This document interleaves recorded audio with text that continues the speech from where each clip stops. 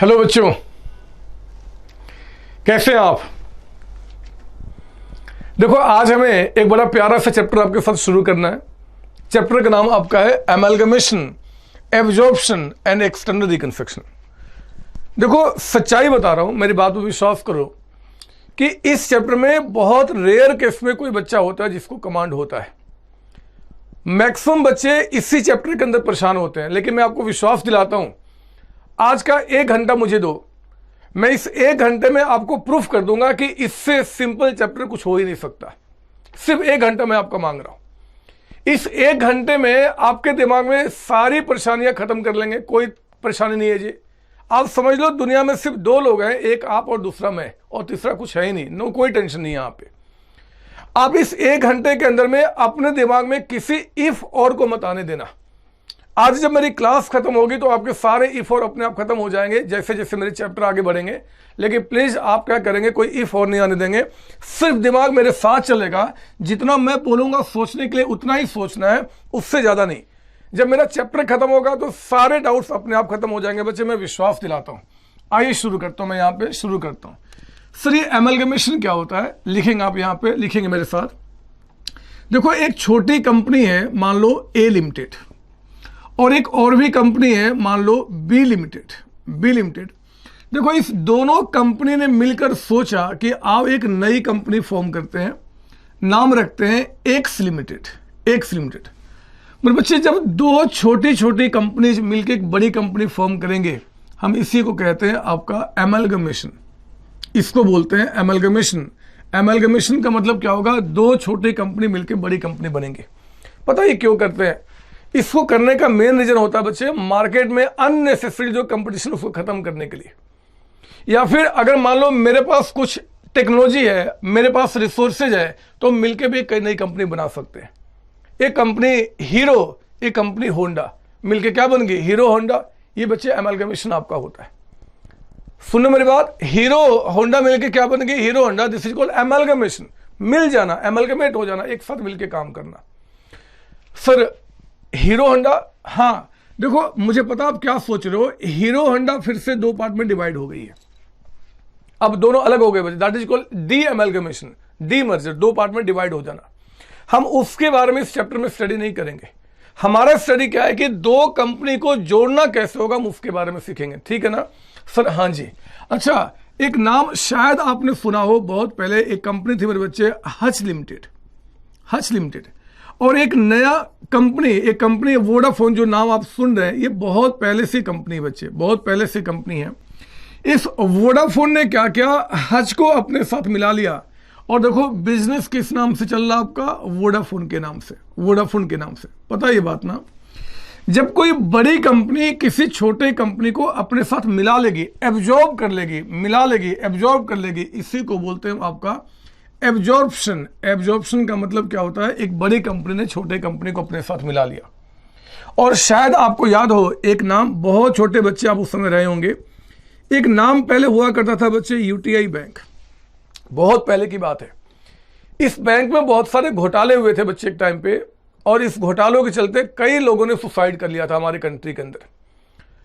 उस सुसाइड के चलते इसका जो ब्रांड है मार्केट में खराब होना शुरू हो गया। लोगों ने इससे पैसे निकालने शुरू हो गए। अब इसको डर लगा इतना बड़ा बैंक खत्म हो जाएगा, तो इसने क्या किया, अपना नाम ही चेंज कर लिया। और आप शायद सुने हो, अब ये एक्सिस बैंक के नाम से बिजनेस कर रहा है। ये नाम तो आपने सुना ही होगा। सर हाँ, यही तो फायदा होता है नाम को चेंज करने का। पुराने नाम के साथ पुरानी बदनामियां खत्म हो गई। देखो ना, आज आप इस बैंक में पैसा जमा करते हो, लेकिन कहां पता है कि कोई इसके साथ घोटाले हुए थे। ये होता है आपका, जब एक ही कंपनी सेम काम नए नाम से करती है मेरे बच्चे, इसी को हम बोलते हैं आपका एक्सटर्नल रिकंस्ट्रक्शन। एक्सटर्नल रिकंस्ट्रक्शन इसका नाम दिया गया है, एक्सटर्नल रिकंस्ट्रक्शन। बात समझ में आ रही है? सर हाँ जी। देखो, इस चैप्टर में परेशानी क्या होता है ना बच्चों को, बच्चे एमलगमेशन को अलग समझते हैं, एब्जॉर्प्शन को अलग समझते हैं, एक्सटर्नल रिकंस्ट्रक्शन को अलग समझते हैं। लेकिन हम ऐसा काम नहीं करेंगे। हमारे लिए क्या होगा, लिखिए जरा नीचे में, आप यहाँ पे नोट लिखेंगे आप कि फॉर अकाउंटिंग पर्पस, यानी कि रिकॉर्डिंग करने के लिए कहते हैं कि all the three conditions are assumed to be same। मेरे बच्चे हम लोग क्या करेंगे, ध्यान दीजिए, हमारे पढ़ने का एक अलग तरीका होगा। हम इस तीनों को सेम मानते हुए करेंगे। हमारे लिए चाहे क्वेश्चन इसका आ जाए, इसका आ जाए, चाहे इसका, हम बिल्कुल सेम तरीके से क्वेश्चन सॉल्व करेंगे। सिर्फ एक बात ध्यान रखना, जिनका अस्तित्व, जिसका नाम खत्म हो गया, आप उन्हें कहना कि वो ओल्ड कंपनी है, और जो नाम अब मार्केट में चल रहा बच्चे, हम उसको न्यू कंपनी के नाम से जानेंगे, न्यू कंपनी के नाम से। देखो ना, इसमें हच कंपनी का नाम खत्म हो गया, हम इसको बोलेंगे ओल्ड कंपनी, और वोडाफोन को हम क्या बोलेंगे जी, सर न्यू कंपनी, इसको न्यू कंपनी कहा जाएगा। यहाँ पे यूटीआई बैंक को आप ओल्ड कंपनी का नाम देंगे, और जो आपका एक्सिस बैंक है वो न्यू कंपनी के नाम से। मतलब जो परेशानी थी कि चैप्टर 3 पार्ट में डिवाइडेड, उसको खत्म कर दिया हमने। हमारा चैप्टर क्या हो गया बच्चे, ओल्ड और न्यू के बीच में आ गया। चाहे कोई भी केस निकल के आए, जिनका नाम खत्म हो गया, they are called old companies. जो नाम अभी मार्केट में एग्जिस्ट कर रहा है, हम उसको बोलेंगे न्यू कंपनी। बात समझ में आ रही है सर? हाँ जी, प्लीज कॉपी कर ले इसको आप। एग्जाम में कभी कभी आता है कि जरा बताओ, right A short notes on amalgamation, absorption, external reconstruction. तो आप इस डायग्राम से बहुत अच्छी तरीके से समझा सकते हैं। बात समझ में आ रही है सर? हाँ जी। देखो, ये तो हुआ इसके बारे में थोड़ा सा इंट्रोडक्शन। अब सवाल उठता है कि सर इस चैप्टर में हमें पढ़ना क्या है। लिखिए जरा यहाँ पे, टॉपिक्स टू बी कवर्ड। जहां पे आपने एंड किया नोट, उसके बाद लिखें टॉपिक्स टू बी कवर्ड। हमें इस चैप्टर में पढ़ना क्या है, ये बात जानना बहुत जरूरी है बच्चे स्टार्टिंग में। तो देखो, मैंने खास आपके लिए, सच्ची बता रहा हूं कसम से, सिर्फ आपके लिए मैंने क्या किया, इस चैप्टर को 3 पार्ट में डिवाइड कर दिया है। पहले पार्ट में हम स्टडी करेंगे यहाँ पे कंप्यूटेशन ऑफ, लिखेंगे साथ साथ आप यहाँ पे, कंप्यूटेशन ऑफ परचेज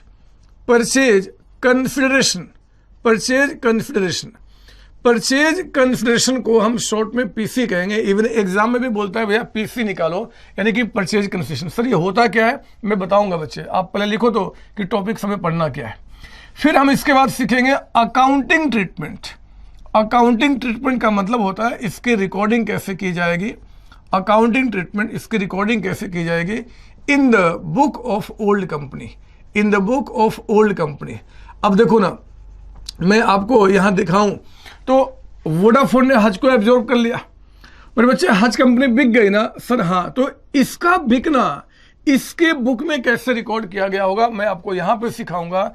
और थर्ड पार्ट में आपको स्टडी करना यहां पे accounting treatment in the book of लिखेंगे न्यू कंपनी। मेरे बच्चे, हज को जरा बताओ किसने परचेज कर लिया? सर वोडाफोन ने। तो वोडाफोन ने जो हज को परचेज किया होगा, ये बातें वोडाफोन के बुक में कैसे रिकॉर्ड की जाएंगी, वो मैं आपको तीसरे पार्ट में डिवाइड करूंगा, तीसरे पार्ट में सिखाऊंगा। तो एक्चुअली मैंने चैप्टर को क्या किया, 3 पार्ट में डिवाइड कर दिया आपके लिए। पेशेंस वाइज मेरी बात सुनना। पहले आज हमारा मोटिव क्या है, फर्स्ट टॉपिक को खत्म हो रहा। मैं आपको विश्वास दिलाता हूं कि जब हमारा आज क्लास एंड होगा तो फर्स्ट टॉपिक पे आप पूरी मास्टरी कर जाएंगे। अगर आप कहे तो मैं इसको मिटा दूं, हाँ सर मिटा दो। हमें सीखना है सर इस चैप्टर को, ये चैप्टर क्या है, बहुत परेशान करता है सर, बहुत परेशान करता है। कितने सारे बच्चों ने सर आत्महत्या कर लिया। ठीक बोला आपने, सच बता रहे कि बच्चे इस चैप्टर का नाम सुनकर डर जाते हैं बच्चे आपका। अगर आपको मान लो कोई किसी से दुश्मनी है और आप चाहते हो कि एग्जाम में वो बच्चा फेल कर जाए, तो आप एग्जाम से 1 सेकंड पहले उसके कान में एमलगमेशन बोल देना। मेरे बच्चों, वो बेहोश हो जाएगा, वो एग्जाम छोड़ के भाग जाएगा। ऐसा इसका खौफ है इस चैप्टर का। सच्चाई बता रहा हूं, मेरी बात में विश्वास करो, मैं कभी झूठ नहीं बोलता। आप कहो तो मैं इसको मिटा दूं। लिख लिया आप लोगों ने? सर हाँ। देखो, आज मैं फर्स्ट टॉपिक को स्टडी करूंगा, इसलिए मैं इसको मिटाता हूं। और जरा स्टार्ट कीजिए, लिखिए मेरे साथ। यहां पे आप हेडिंग डालेंगे परचेज कंसिडरेशन। मैं इसके बारे में बात कर रहा हूं, परचेज कंसिडरेशन, इसके बारे में बात करें, इसका क्या मतलब निकल के आता है। शॉर्ट में क्या बोलते हैं बच्चे, पी से। ये हेडिंग डालेंगे आप यहाँ पे। अब लिखेंगे पॉइंट नंबर 1 यहाँ पे। सर ये होता क्या है? तो मैं एक काम करता हूँ, मुझे कुछ यहाँ पे आपको समझाने का मन कर रहा है। जरा देखो मैं क्या लिख रहा हूँ। जब मैं ये समझा दूं ना, तो फिर मैं यहाँ लिखाना शुरू करूंगा। सुनिए मेरी बात ध्यान से। आपको पता है ना कि हज कंपनी बिक गई? सर हाँ। आप बताओ इसको किसने परचेज किया? वोडाफोन। आपको लिखना नहीं बच्चे, सुनना मेरी बात, इसको लिखना नहीं आपने। वोडाफोन ने क्या किया, इसको परचेज किया। जरा खुद सोचो, जब वोडाफोन इस कंपनी को परचेज करेगा, जब वोडाफोन इस कंपनी को परचेज करेगा तो इस कंपनी को परचेज करने के बदले में इसके मालिक को कुछ पे करेगा ना बच्चे। बोलो ना, गलत बोल रहा हूं क्या? अगर वोडाफोन ने हज कंपनी को परचेज किया, वोडाफोन ने हज को परचेज किया, तो इस कंपनी को परचेज करने के बदले में इसके मालिक को कुछ पे करेगा ना, ये कंपनी फ्री में ले लेगा? नहीं सर, परचेज करने के बदले में पेमेंट करेगा। मेरे बच्चे, इस कंपनी ने इस कंपनी को जो परचेज किया उसके बदले में इनके मालिक को जो कुछ भी पे किया उसी को बोलेंगे आप यहां पे क्या? Purchase consideration. यानी कि आपको परचेज करने के बदले में जो भी कुछ हमने पे किया। अरे मैंने एक वर्ड बोला, आप शायद ध्यान नहीं दिए कि इस नई कंपनी ने ओल्ड कंपनी को जो परचेज किया इसके बदले में ओल्ड कंपनी के मालिक को जो पे किया।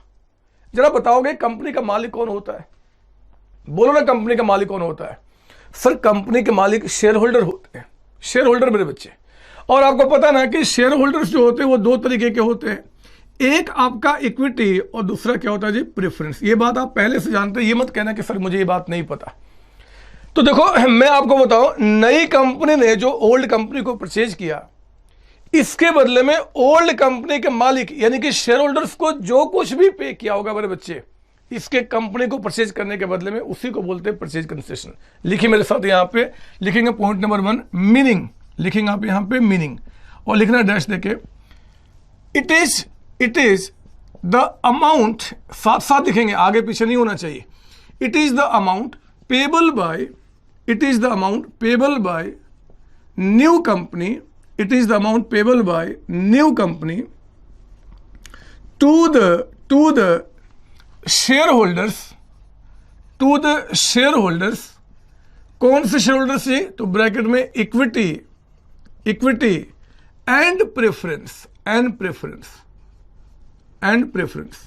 मेरे बच्चे कहता है कि it is the amount payable by new company to the shareholders of old company, of old company for purchasing their business।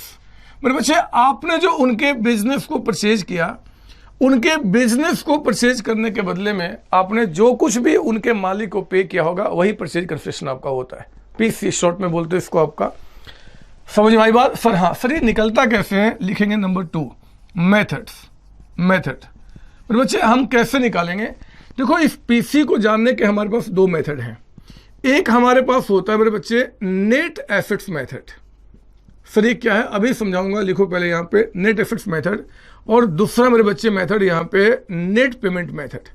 अगर मुझे किसी कंपनी की कीमत, वैल्यू जाननी है कि कितने में बिकी है, इस दोनों में से कोई भी एक तरीका अप्लाई करके मैं उसके पीसी को पता कर सकता हूँ। बात समझ में आ रही है? सर हाँ जी। सर ये दोनों क्या है? आओ जरा शुरू करते हैं। यहां तक हो गया आपका? सर हाँ। तो मैं एक काम करता हूं, पहले इस मेथड के बारे में बताता हूं आपको। इस मेथड के बारे में लिखेंगे आप यहां पे नंबर ए आपका नेट एसेट्स मेथड। अगर मुझे ये पता करना है कि हज कंपनी कितने में बिकी, और मेरे बच्चे अगर मैं नेट एसेट्स मेथड से उसका पीसी निकालने की कोशिश करूं, तो देखो मैं क्या करूंगा, नाम ही कह रहा नेट एसेट्स। लिखेंगे फॉर्मूला मेरे साथ इसका, एसेट्स ऑफ, लिखेंगे फॉर्मूला इसका, assets of old company, assets of old company taken by new company, taken by new company at market value, eight market value. Sir क्या मतलब है? अभी बताऊंगा, लिखो तो पहले, सारी बातें समझाऊंगा। मैंने कहा था ए फॉर दिमाग में मत आने देना। Assets of old company taken by new company at market value. देखो इसमें से मैं माइनस करूंगा liabilities of old company taken by new company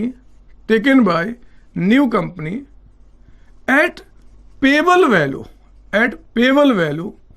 मेरे बच्चे, आप इसको माइनस करके जो अमाउंट आएगा उसी को कहेंगे कि हमारा पीसी निकल के आ गया। ये लीजिए आप यहां पे, हमने कुछ भी नहीं कहा, कहते हैं कि देखो जी, अगर मान लो लिख रहे हो, लिखो पहले लिख लो, यहां पे लिख लो, मेरी आदत है बच्चे, चुप नहीं रह सकता, क्लास में बोलने की आदत है, बक बक बोलने की आदत है।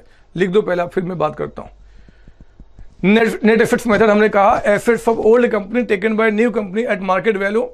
इसमें liability of old company taken by new company at payable value minus किया, पीसी निकल के आ गया। आइए जरा थोड़ा सा समझाता हूं, सुनो मेरी बात, थोड़ा समझाऊंगा, ज्यादा नहीं। अब देखो, हज कंपनी का जब बिजनेस टेक ओवर करूंगा ना बच्चे, अगर हज कंपनी का बिजनेस टेक ओवर करूंगा तो हज कंपनी के जितने भी एसेट्स है वो सारे मेरे एसेट्स हो जाएंगे, उनकी लायबिलिटी भी मेरी हो जाएगी। तो हमने कहा कि ओल्ड कंपनी के एसेट्स को जो आपने टेक ओवर किया उसका चेक करो मार्केट वैल्यू कितना है। मतलब बुक में वैल्यू क्या है उससे मतलब नहीं है, आज उसकी मार्केट में वैल्यू कितनी है, बिकेगा तो मुझे कितने में मिलेगा, वो वैल्यू को आप लिखेंगे यहां पे।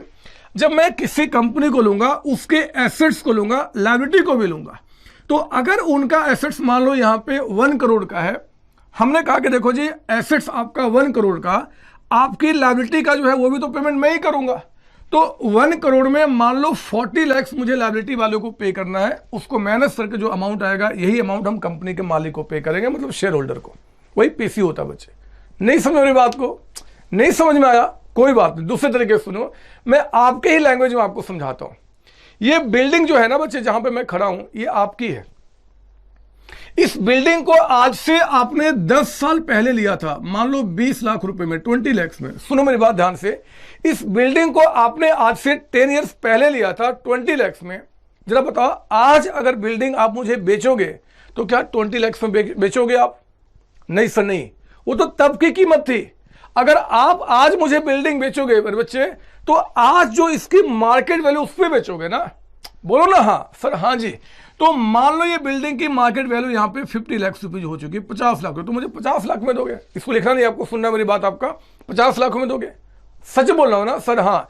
लेकिन जरा सोचो कि अगर इस बिल्डिंग पे अभी भी 6 लाख का बैंक का कर्ज है, अभी भी, मतलब आज जो है इसमें 6 लाख का कर्ज है, जरा बताओ, अगर मैंने बिल्डिंग आपसे परचेज कर लिया तो अब इस पे जो लायबिलिटी है उसको मुझे पे करना पड़ेगा, मैं पे करूंगा।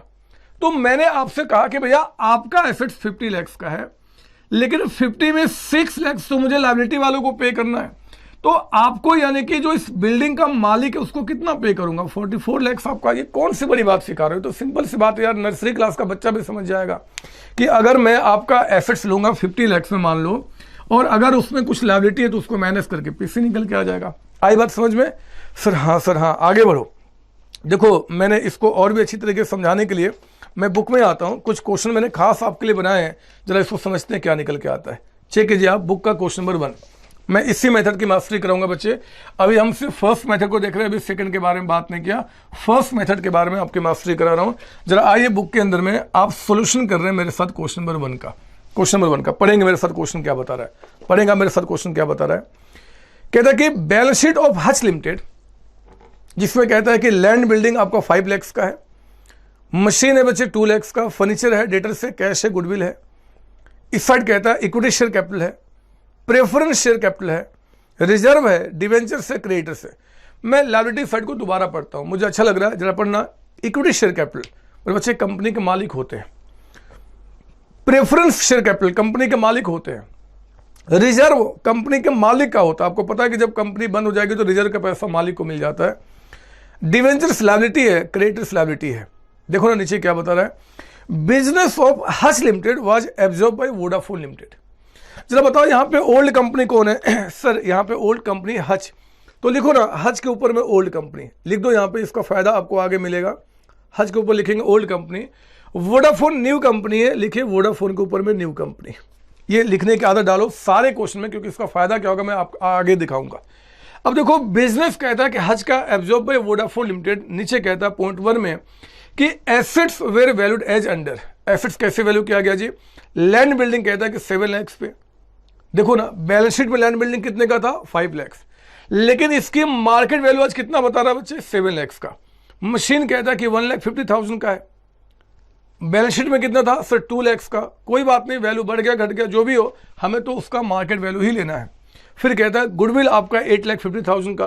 पॉइंट 2 में कहता है कि लायबिलिटी को टेक ओवर किया गया एट देयर बुक वैल्यू, मतलब लायबिलिटी उतना ही पे करना जितना बुक में है। बोलता है कैलकुलेट परचेज कंसेशन, यहाँ पीसी निकालना बच्चे, मेरे पीसी निकालना है।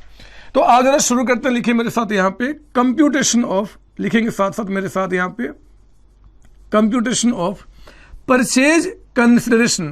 परचेज कंसिडरेशन, मैं आगे इसको शॉर्ट में पीसी बोलना शुरू कर दूंगा। परचेज कंसिडरेशन बाय, ये कौन सा मेथड है सर? Net assets method. लिखिए जरा नेट एसेट्स मेथड। मेरे बच्चे इस मेथड से हम क्या कर रहे हैं, इसका पीसी पता कर रहे हैं कि आखिर पीसी क्या निकल के आएगा। आप देखो ना ये कैसे निकालेंगे, जगह कम पड़ेगा क्या? नहीं सर हो जाएगा। लिखो यहाँ पे आप लेते मेरे बच्चे, एक तो इनके जो एसेट्स हैं, assets of old company, old company taken by new company, new company at market value, eight market value. यही कहा था ना मैंने सर? हाँ सर। तो आओ ना देखते हैं कि एसेट्स ऑफ ओल्ड कंपनी कौन कौन से हैं। सर देखो नाम में पहला नाम क्या था, बैलेंस शीट में लैंड बिल्डिंग। मेरे बच्चे नाम जो होगा ना आपको बैलेंस शीट के अंदर से देखना होगा। नाम कहां से देखेंगे? बैलेंस शीट के अंदर से। लेकिन वैल्यू कहां देखेंगे? नीचे में, क्योंकि बुक में जो वैल्यू है ना बच्चे बैलेंस शीट में वो बुक वैल्यू है, हमें मार्केट वैल्यू चाहिए। तो देखो ना लैंड बिल्डिंग जो बैलेंस शीट में 5 लाख का था, पॉइंट नंबर 1 में कहता है कि आज वो 7 लाख का हो गया। तो हमने क्या किया यहाँ पे 7 लाख रुपीज रिकॉर्ड किया। सही बोल रहा हूं सर? हाँ। अब बताओ बैलेंस शीट में अगला नाम क्या है सर? मशीन। अब देखो ना मशीन जो बैलेंस शीट में 2 लाख का था, नीचे कहता है कि आज 150 का हो गया, 1,50,000। तो आप 150 लेंगे यहाँ पे 150। फिर कहता है आपका बैलेंस शीट में अगला नाम फर्नीचर है मेरे बच्चे। फर्नीचर जरा बताओ बैलेंस शीट में फर्नीचर कितने का है सर? 3 लाख का। नीचे क्या बता रहा है सर? कुछ भी नहीं बता रहा है। मेरी बात ध्यान सुनना, मैं इसको आगे नोट में भी लिखाऊंगा। अगर किसी एसेट्स के बारे में क्वेश्चन नहीं बताता कि आज उसकी मार्केट वैल्यू कितनी है, तो मेरे बच्चे मार्केट वैल्यू आप उतना ही मान लेना जितना बुक में उसकी वैल्यू है। सुना मैंने क्या बताया? अगर किसी एसेट्स का मार्केट वैल्यू आपको अलग से ना बताए तो बुक में जितनी वैल्यू होगी वही मान लूंगा मार्केट वैल्यू है। यानी कि जो फर्नीचर है वो टेक ओवर हुआ कितने में जी आपका? 3 लाख में, 3 लाख में मेरे बच्चे। आप बताओ बैलेंस शीट में अगला नाम क्या है सर? डेटर्स है। तो जरा बताओ ना डेटर्स जो बैलेंस शीट में आपका 4 लाख का है, नीचे कितना बता रहा है सर? नहीं बता रहा है। तो बताओ कितना मानेंगे सर? 4 लाख का अमाउंट आपका है ना, जितना बुक में वही मान लिया जाएगा। अगला नाम कहता है बैलेंस शीट में कैश है। जरा बताओ कैश कितने बैलेंस शीट में? 2 लाख। नीचे नहीं बता रहा है तो 2 लाख। सर कैश भी टेक ओवर होगा? सब कुछ बच्चे, बिजनेस जब आपका टेक ओवर होता है, बिजनेस, इसका मतलब कुछ साफ साफ अगर ना बताए तो सारे एसेट्स चले गए, चाहे वो कैश ही क्यों ना हो। आज जो भी हमारे बैलेंस शीट में होगा ना, जो भी हमारे बिजनेस में होगा वो सब लेके चला जाएगा, सब लेके चला जाएगा। तो कैश भी हमारा चला गया। बैलेंस शीट में अगला नाम कहता है गुडविल आपका है।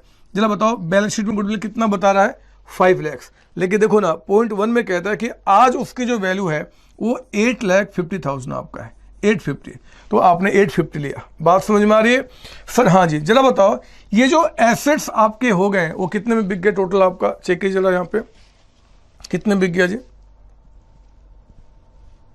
26 लाख। मेरे बच्चे आपका जो एसेट्स है वो कहता है कि यहाँ पे 26 लाख में बिक गया, 26 लाख में। लेकिन सोचो ना अगर आपका एसेट्स 26 लाख में बिकेगा तो नई कंपनी इसमें से लायबिलिटी भी तो पे करेगी। तो वो कहेगी कि देखो जी मैं इसमें माइनस करूंगी liabilities of old company, liability of old company taken by new company at payable value, payable value का मतलब हो गया बच्चे जितना हमने उनको पे करने का कमिटमेंट किया है हमें उसको माइनस करना होगा। आप जरा चेक करो, बताओ कि इनके बैलेंस शीट में आखिर लायबिलिटी कौन कौन सी है। तो देखो एक नाम दिख रहा है आपका डिवेंचर का, एक नाम दिख रहा है क्रेडिटर का, 2 लायबिलिटी है बच्चे। अब देखो ना पॉइंट नंबर 2 में क्या कहता है, वो कहता है कि लायबिलिटी को टेक ओवर किया गया उनके बुक वैल्यू पे, यानी कि लायबिलिटी जो उतना ही पे करना जितना बुक में है। जरा बताओ फर्स्ट लायबिलिटी कौन सी है सर? 10% डिवेंचर। मुझे बताओ बुक में इनको कितना पे करना है सर? 7 लाख। तो मेरे बच्चे 7 लाख से इनका पेबल अमाउंट हो गया। अगर पेबल अमाउंट आपको अलग से ना बताए तो वही मानेंगे जो बुक में है। ऐसे पॉइंट नंबर 2 में कह भी दिया कि टेक ओवर बुक वैल्यू पे किया गया है और एक क्रेडिटर जो है बच्चे वो भी लायबिलिटी आपका है। बताइए क्रेडिटर बैलेंस शीट में कितना है सर? 3 लाख का अमाउंट आपका, 3 लाख का अमाउंट। तो पता है नई कंपनी ने क्या कहा कि भैया आपके एसेट्स 26 लाख के हैं, लेकिन 26 लाख में 10 लाख रुपीज तो हमें लायबिलिटी वालों को पे करना है, लायबिलिटी वालों को पे करना है। तो कंपनी के मालिक यानी कि शेयर होल्डर्स को जो पे किया जाएगा वो अमाउंट कितना निकल के आ गया आपको यहाँ पे? 16 लाख का amount. This is the amount of PC मेरे बच्चे। ये पीसी निकल के आया, परचेज कंसिडरेशन निकाला हमने। कौन से मेथड से? आपका नेट एसेट्स मेथड, जिसमें हम एसेट्स को जितनी वैल्यू मार्केट होगा वो लेंगे, लायबिलिटी को जो पे करना माइनस करेंगे, पीसी निकल के आ जाएगा। बात समझ में आ रही है सर? हाँ जी। लेकिन सर दिमाग में एक सवाल आ रहा है, मैं समझ गया बच्चे आपका दिमाग में क्या सवाल है। सॉरी, आप कह रहे हो सर एक बात बताओ, ये डिवेंचर के साथ जो 10% रेट लिखा है इसका क्या होगा? इसका क्या होगा? आप पहले मुझे ये बताइए क्वेश्चन पढ़ के, क्या कहीं भी क्वेश्चन ने कहा है मेरे बच्चे कि डिवेंचर में कोई इंटरेस्ट बकाया है, कुछ इंटरेस्ट आउटस्टैंडिंग कहीं बता रहा है? नहीं बता रहा सर, नहीं बता रहा है। तो भगवान थोड़े ही है कि सब कुछ अपने आप मान लेंगे। इसका मतलब यह है कि कंपनी ने आज तक का इंटरेस्ट पे कर दिया होगा, हमें इंटरेस्ट का पेमेंट नहीं करना, कोई लायबिलिटी हमारी नहीं है। अगर होती तो क्वेश्चन पक्का बताता, आगे जहां क्वेश्चन अभी आएगा जहां बोलेगा बच्चे हम वहां देख लेंगे, बट यहां पे कहीं कुछ नहीं बोल रहा कि इनको कोई इंटरेस्ट पे करना है। तो ये जो आपका 10% कह रहा है ये कोई काम का ही नहीं है। हाँ, अगर कहता है कि 2 महीने का 4 महीने का इंटरेस्ट बकाया तो वो भी लायबिलिटी में दिखाता, बट ऐसा कुछ है नहीं, तो हमारा काम पूरा हो गया, पीसी निकल के आ गया। आई बात समझ में? बोलो ना, बात समझ में आई सर? हाँ जी सर, हाँ जी, बात समझ में आई सर। देखो मैं ना बिल्कुल भी नहीं चाहता कि आप 1% भी परेशान हो, नहीं चाहता बच्चे, कसम से नहीं चाहता, कसम से नहीं चाहता, क्योंकि मेरा माइंड आपसे जुड़ा हुआ है। अगर आप थोड़े से भी परेशान हो गए तो मुझे नींद नहीं आती, मैं सच्ची बता रहा हूं। रात रात में जगने का समय हो जाता, फिर मेरे परेशान हो जाता हूं। तो मैं एक काम करता हूं, मैं ना कुछ नोट आपको इस पे लिखाता हूं, कुछ नोट जो आगे आने वाले क्वेश्चंस में आपको हेल्प करेंगे। यानी कि जो हमारा नेट एसेट्स मेथड है, मैं इस पे कुछ नोट लिखाता हूं, लिखिए मेरे साथ। जहां पे क्वेश्चन नंबर 1 का आंसर कंप्लीट हुआ, जहां पे आंसर खत्म हुआ बच्चे वहीं लिखिए। उसके बाद नोट नंबर 1 आपका, नोट नंबर 1, नोट नंबर 1। ठीक है सर, बताओ क्या नोट आपका है? सुनो मेरी बात ध्यान से। देखो क्वेश्चन नंबर 1 में जहां पे बैलेंस शीट खत्म हो रहा है उसके बाद क्या लिखा हुआ है, पढ़ो जरा। कहता है कि business of Hutch limited, business. आपने ओल्ड कंपनी के पूरे बिजनेस को ही ले लिया, तो जब तक साफ साफ शब्दों में कुछ नहीं बोलता इस बिजनेस का क्या मतलब होता है, लिखेंगे नंबर 1, लिखेंगे number 1, the term business, the term business inverted comma में लिखेंगे includes all assets, includes all assets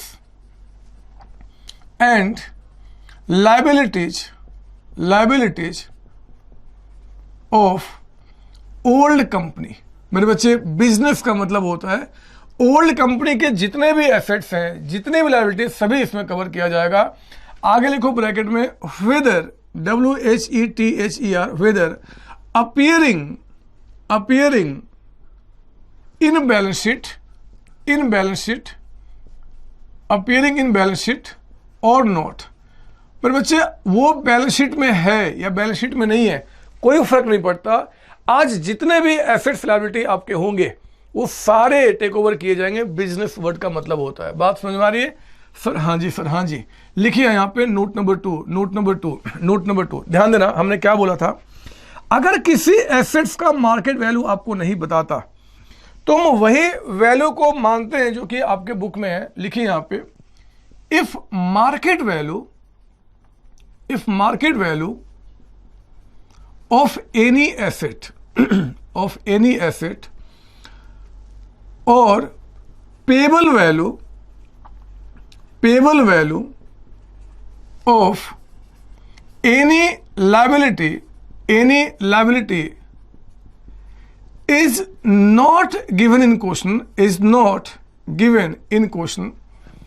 अगर क्वेश्चन के अंदर में आपका एसेट्स का मार्केट वैल्यू या लायबिलिटी का पेबल वैल्यू आपको ना बताए तो लिखेंगे आप यहाँ पे कॉमा देके, वी एज्यूम दे आर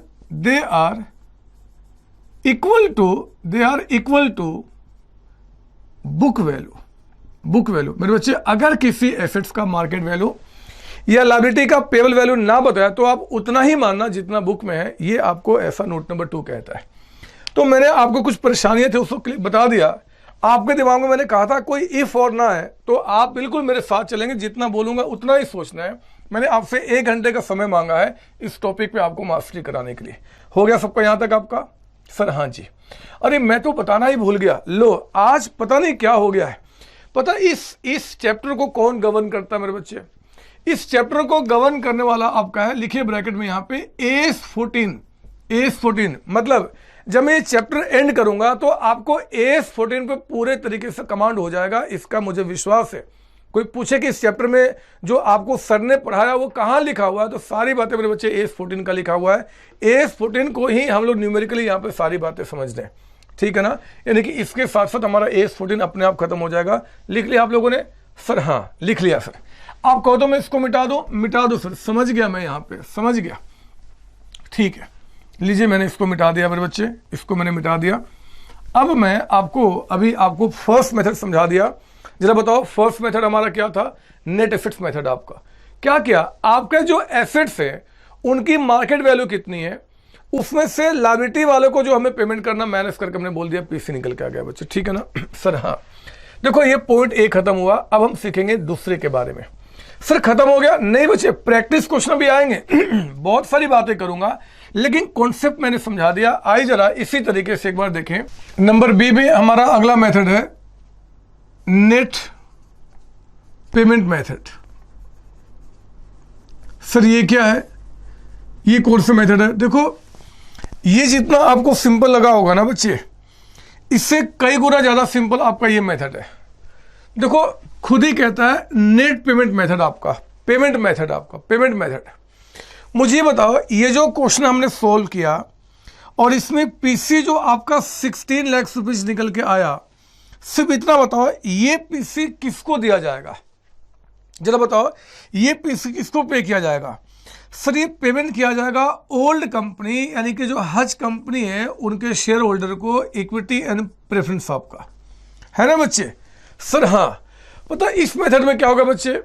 इस मेथड में साफ शब्दों में आपको यही बता देगा कि भैया ओल्ड कंपनी के इक्विटी को एंड ओल्ड कंपनी के प्रेफरेंस को कितना कितना पेमेंट किया गया। पर बच्चे ये तो बहुत सिंपल मेथड है। आप देखो इस मेथड के अंदर में आपका एसेट्स कितने बिका, लायबिलिटी को कितना पे करना आपको बताना पड़ा चाहिए। इस मेथड में ऐसा कुछ भी नहीं होगा। बोलता भैया हमें उससे मतलब नहीं है। कंपनी के 2 मालिक है ना, तो इन मालिक को जितना जितना पेमेंट किया गया वही बता देगा। देखो क्या कहेगा कि जैसे 60, मान लो इसी क्वेश्चन से लिंक कर रहा हूं मैं, एक काम करता हूं इसी क्वेश्चन से लिंक कर रहा हूं। तो देखो 16 लाख रुपए मुझे हज को पे करना है ना बच्चे? अरे बोलो ना हाँ। अरे अगर आपकी कीमत 16 लाख रुपीज निकल के आई है तो बताओ इस कंपनी के मालिक को कितना पे किया जाएगा? 16 लाख रुपीज का अमाउंट। पता क्या होगा इस मेथड में मेरे बच्चे? वो कहेगा कि भैया ओल्ड कंपनी की जो इक्विटी है, मान लो हमने उनको 10 लाख का पेमेंट कर दिया। ओल्ड कंपनी के जो प्रेफरेंस है ना, हमने उनको 6 लाख का पेमेंट कर दिया। तो आपने क्या करना होगा, पेमेंट मेथड में कंपनी के जो शेयर होल्डर्स हैं, मालिक, उनको जितना जितना पे किया गया उसको ऐड कर देना, वही पीसी निकल के आ जाएगा। देखो जरा हमने क्या बोला था, it is the amount payable by new company to the shareholders of old company for purchasing their business. मेरे बच्चे मैं आपको ना एक खास मैंने फॉर्मेट आपके लिए बनाया है, आप लिखे यहाँ पे, आपको समझ में आएगा। इस मेथड में क्या करेंगे, ओल्ड कंपनी के मतलब to represents old company, old company के किनको जी, शेयर होल्डर को। पहला शेयर होल्डर कौन है यहाँ पे, इक्विटी शेयर्स, एक है आपका इक्विटी, दूसरा कौन है जी, प्रेफरेंस शेयर्स। मेरे बच्चे तो 2 तरीके के आपके शेयर्स हैं। तो कहते हैं कि ओल्ड कंपनी के शेयर होल्डर को इन यानी कि न्यू कंपनी में क्या क्या पे किया गया उनका मैं यहाँ पे करूँगा कैलकुलेशन, और उस कैलकुलेशन का अमाउंट निकाल कर यहाँ लिख कर मैं ऐड करके क्या बोल दूंगा, यही हमारा पीसी आपका है, यही हमारा पीसी है। मेरे बच्चे मेरी बात ध्यान सुनना, कोई बड़ी बात नहीं सिखा रहा। मुझे यहाँ देख के बताओ, अगर हज कंपनी के शेयर होल्डर को मुझे 16 लाख का पेमेंट करना है, मतलब ओल्ड कंपनी के जो शेयर होल्डर्स हैं ना, इनको हमें नई कंपनी कितना पे करेगी जी? 16 लाख का अमाउंट मान लो पे करना है। ये मत लिखना, आप सुनो मेरी बात, 16 का पेमेंट करना है। तो सिर्फ इतना बताओ कि अगर मुझे इनको 16 लाख का पेमेंट करना है तो इनको 16 लाख के बदले में नई कंपनी क्या देगी? जरा बताओ। अगर हज कंपनी के शेयर होल्डर को वोडाफोन ने, मेरे बच्चे, अगर 16 लाख का पेमेंट करना है तो बताओ मैं 16 लाख का क्या दूंगा, कैसे पेमेंट करूंगा? देखो, मैं दे सकता हूं उनको कैश, हो सकता है ना बच्चे।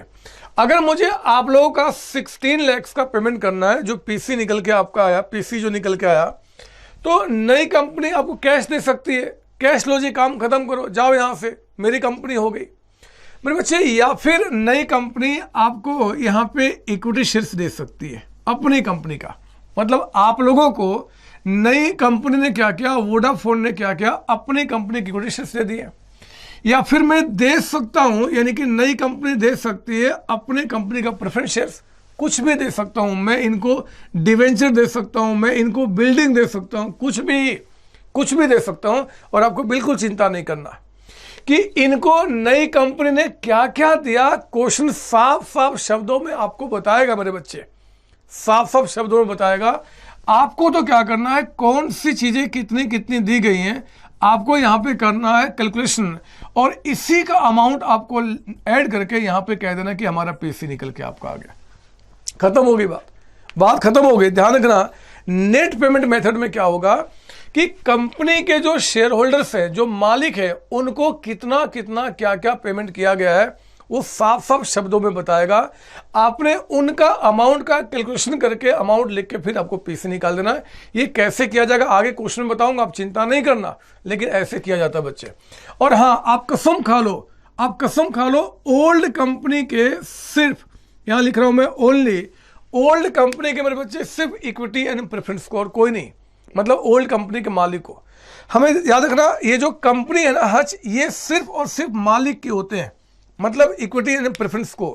तो इनके मालिक को जो भी कुछ पे किया होगा वही ऐड करेंगे, सिर्फ मालिक को। अगर ये बिल्डिंग आपका है तो इस बिल्डिंग के बदले में जो मैं आपको, यानी कि मालिक को पे करूंगा बच्चे, वही पीसी निकल के आएगा। तो ध्यान दीजिए, ओल्ड कंपनी के शेयर होल्डर्स को नई कंपनी ने जो भी कुछ पे किया गया उनका आपने कैलकुलेशन करना है, अमाउंट लिखना, वही आपका पीसी निकल के आएगा। आई बात समझ में सर? हाँ जी। तो आओ जरा इसको समझने के लिए क्वेश्चन करके देखते हैं हम लोग, जरा क्वेश्चन करके देखते हैं। चेक करेंगे मेरे साथ यहाँ पे आपके बुक का क्वेश्चन नंबर 2, चेक करेंगे बुक का क्वेश्चन नंबर 2। सुनिए मेरी बात ध्यान से सुनेंगे आप ना। आज आप बुक का सॉल्यूशन कर रहे हैं, आप क्वेश्चन नंबर 2 का ध्यान दीजिए। मैं समझा रहा हूं आपको नेट पेमेंट मेथड के बारे में बच्चे, और आप क्वेश्चन नंबर 2 देख रहे हैं मेरे साथ। क्वेश्चन नंबर 2 मिल गया आपको सर? हाँ जी, पढ़ेंगे आप।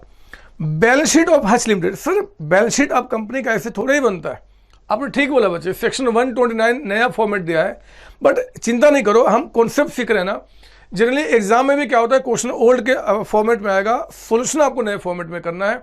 तो जब कंपनी का बैलेंस शीट बनाऊंगा तो नए में बनाऊंगा, आप चिंता नहीं करें, कॉन्सेप्ट सीख रहे हैं अभी, कॉन्सेप्ट सीख रहे हैं, ओल्ड में भी सीख लेंगे, कोई बड़ी बात नहीं है।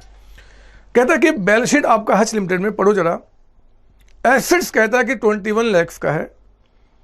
इक्विटी शेयर कैपिटल कहता है ऑफ ₹10 ईच, 3,50,000।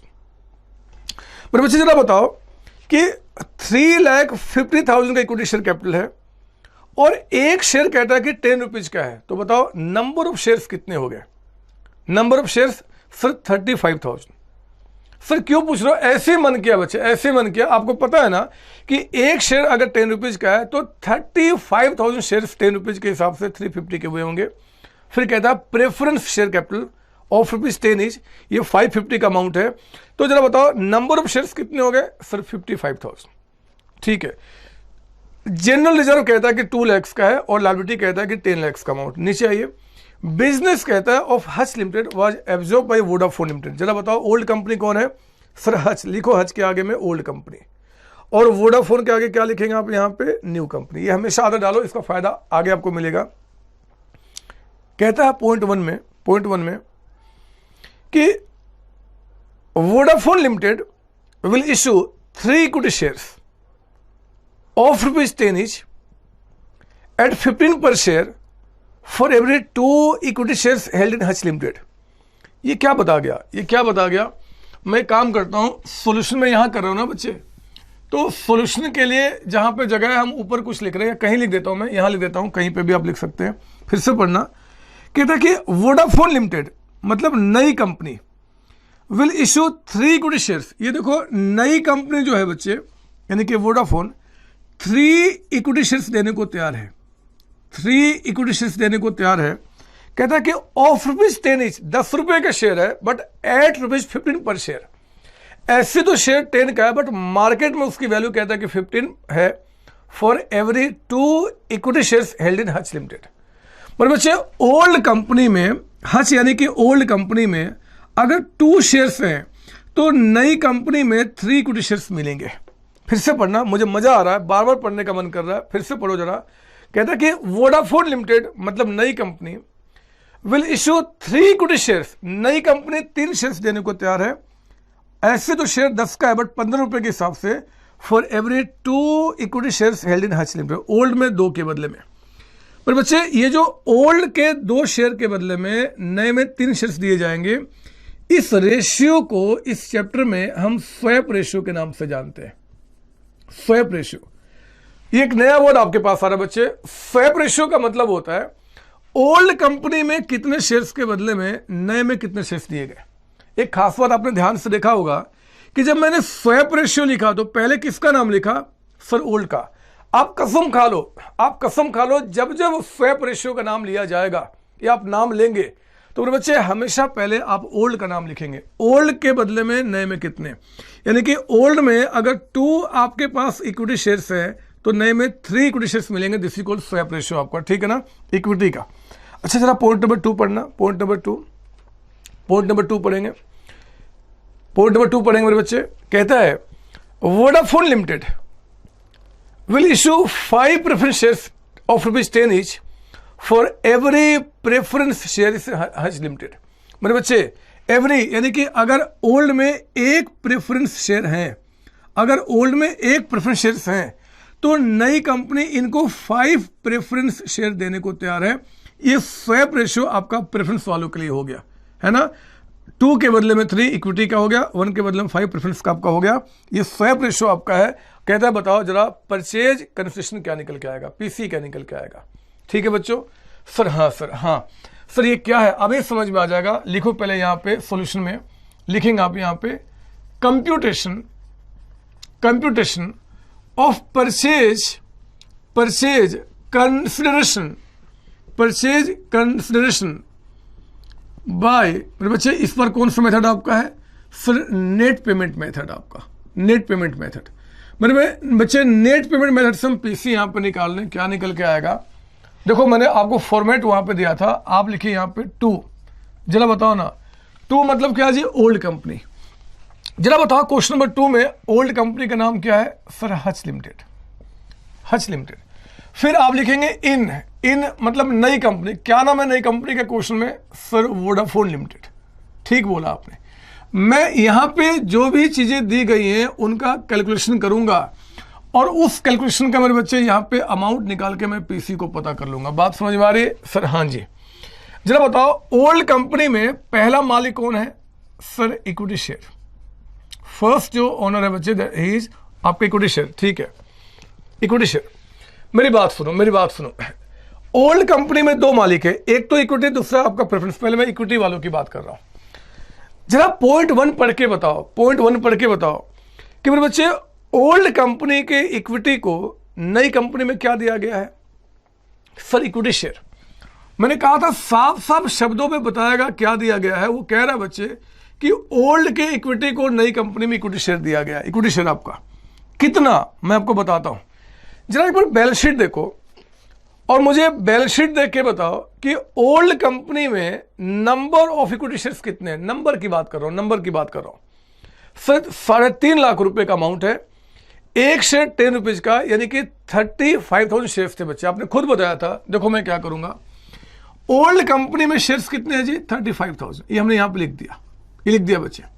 हमें पता करना है, सुनना मेरी बात, हमें पता करना है कि ओल्ड कंपनी में अगर 35,000 शेयर्स हैं तो ओल्ड कंपनी के 35,000 शेयर्स के बदले में नई कंपनी में आपको कितने शेयर्स मिलेंगे, वो हमें निकालना बच्चे। देखो मैं कैसे करूंगा, जरा बताओ, ये जो 35,000 है, ये शेयर्स किसके हैं, ओल्ड के हैं कि न्यू के? सर ओल्ड के हैं। अच्छा बताओ, मैं किसकी बात कर रहा हूं, इक्विटी शेयर्स का। मैं इस रेशियो को लेकर चलूंगा बच्चे, इस रेशियो को। ये प्रेफरेंस का रेशियो है, इक्विटी का रेशियो आपका, तो मैं इसकी बात कर रहा हूं। जरा बताओ, ये शेयर्स किसके हैं? सर ओल्ड कंपनी के। जरा यहां देख के बताइए कि ओल्ड का रेशियो क्या है, 2 या 3? ओल्ड का रेशियो क्या है? सर 2। तो मेरे बच्चे, शेयर्स अगर ओल्ड कंपनी के हैं ना, तो ओल्ड के रेशियो से आप क्या करेंगे, डिवाइड करेंगे। जिसका शेयर उसी के रेशियो से डिवाइड करना है। और आपको जिस कंपनी में शेयर निकालना है सर, नई कंपनी में, उसके रेशियो से क्या करेंगे, आप मल्टीप्लाई करेंगे। बात समझ आ रही है?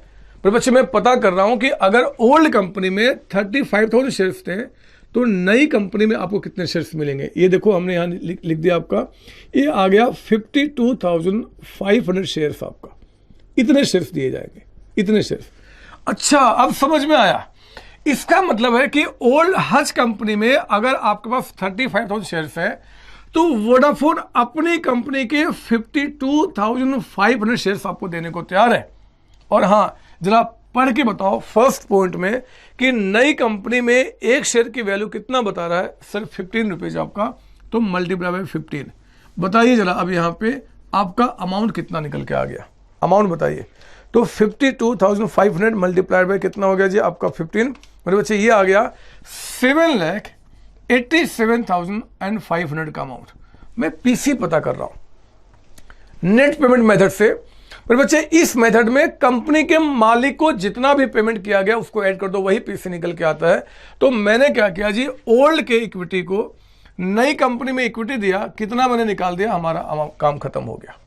ठीक है ना सर? हाँ। अच्छा एक मिनट, जरा बैलेंस शीट देख के बताओ कि क्या कंपनी में सिर्फ एक ही मालिक है?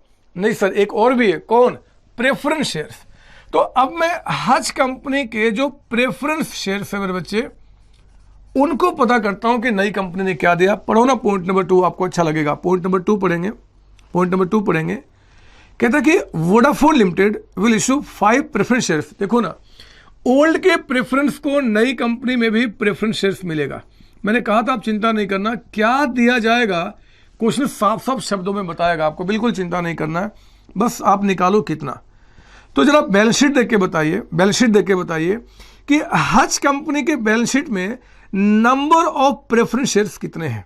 नंबर कितने हैं सर? 55,000। लीजिए, हमने लिख दिया 55,000। मुझे कोई बताएगा रेशियो ऊपर वाला के नीचे वाला? सर नीचे वाला। ऊपर तो इक्विटी वालों के साथ, अब हम नीचे वालों की बात कर रहे हैं। अच्छा बताओ, ये जो 55,000 है, ये शेयर्स ओल्ड के हैं कि न्यू के हैं? सर ओल्ड के हैं। आप बताओ ओल्ड का रेशियो क्या है, 1 या 5? सर 1, जिसके बराबर हम उससे डिवाइड करेंगे।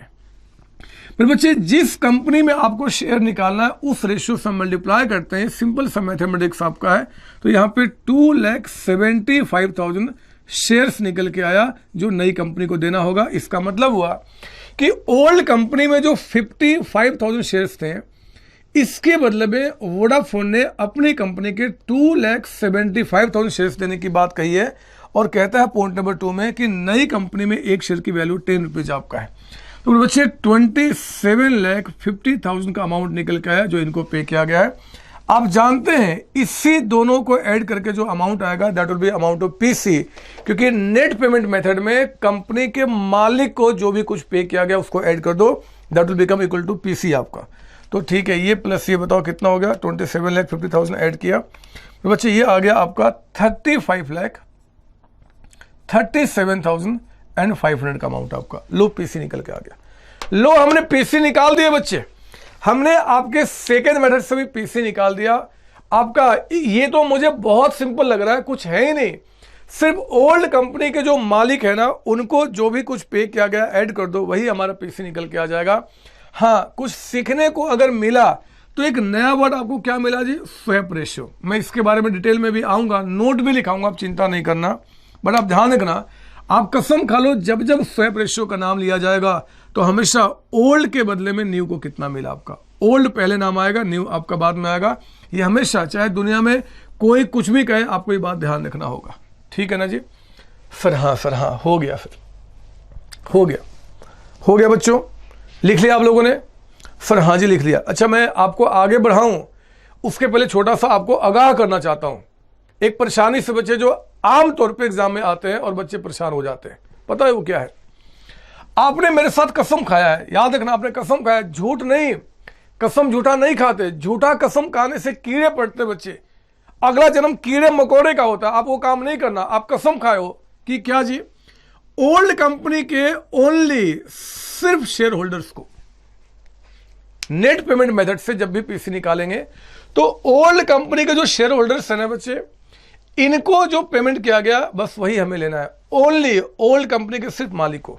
पता क्या होगा, मैं अभी आगे आपको दिखाऊंगा, क्वेश्चन आपको बहुत परेशान करेगा, जबरदस्त गेम खेलेगा। पता वो क्या करेगा, जरा सुनना ध्यान से। वो क्वेश्चन कहेगा कि भैया ओल्ड कंपनी की इक्विटी को हमने इतना पेमेंट किया, वो कहेगा कि ओल्ड कंपनी के प्रेफरेंस को हमने इतना पेमेंट किया, और फिर कहेगा कि ओल्ड कंपनी के डिवेंचर को हमने इतना पेमेंट किया। जरा बताओ ना, क्या डिवेंचर कभी मालिक होते बच्चे कंपनी के? बोलो जरा, क्या डिवेंचर कंपनी के मालिक होते? नहीं सर नहीं, कंपनी के मालिक नहीं होते।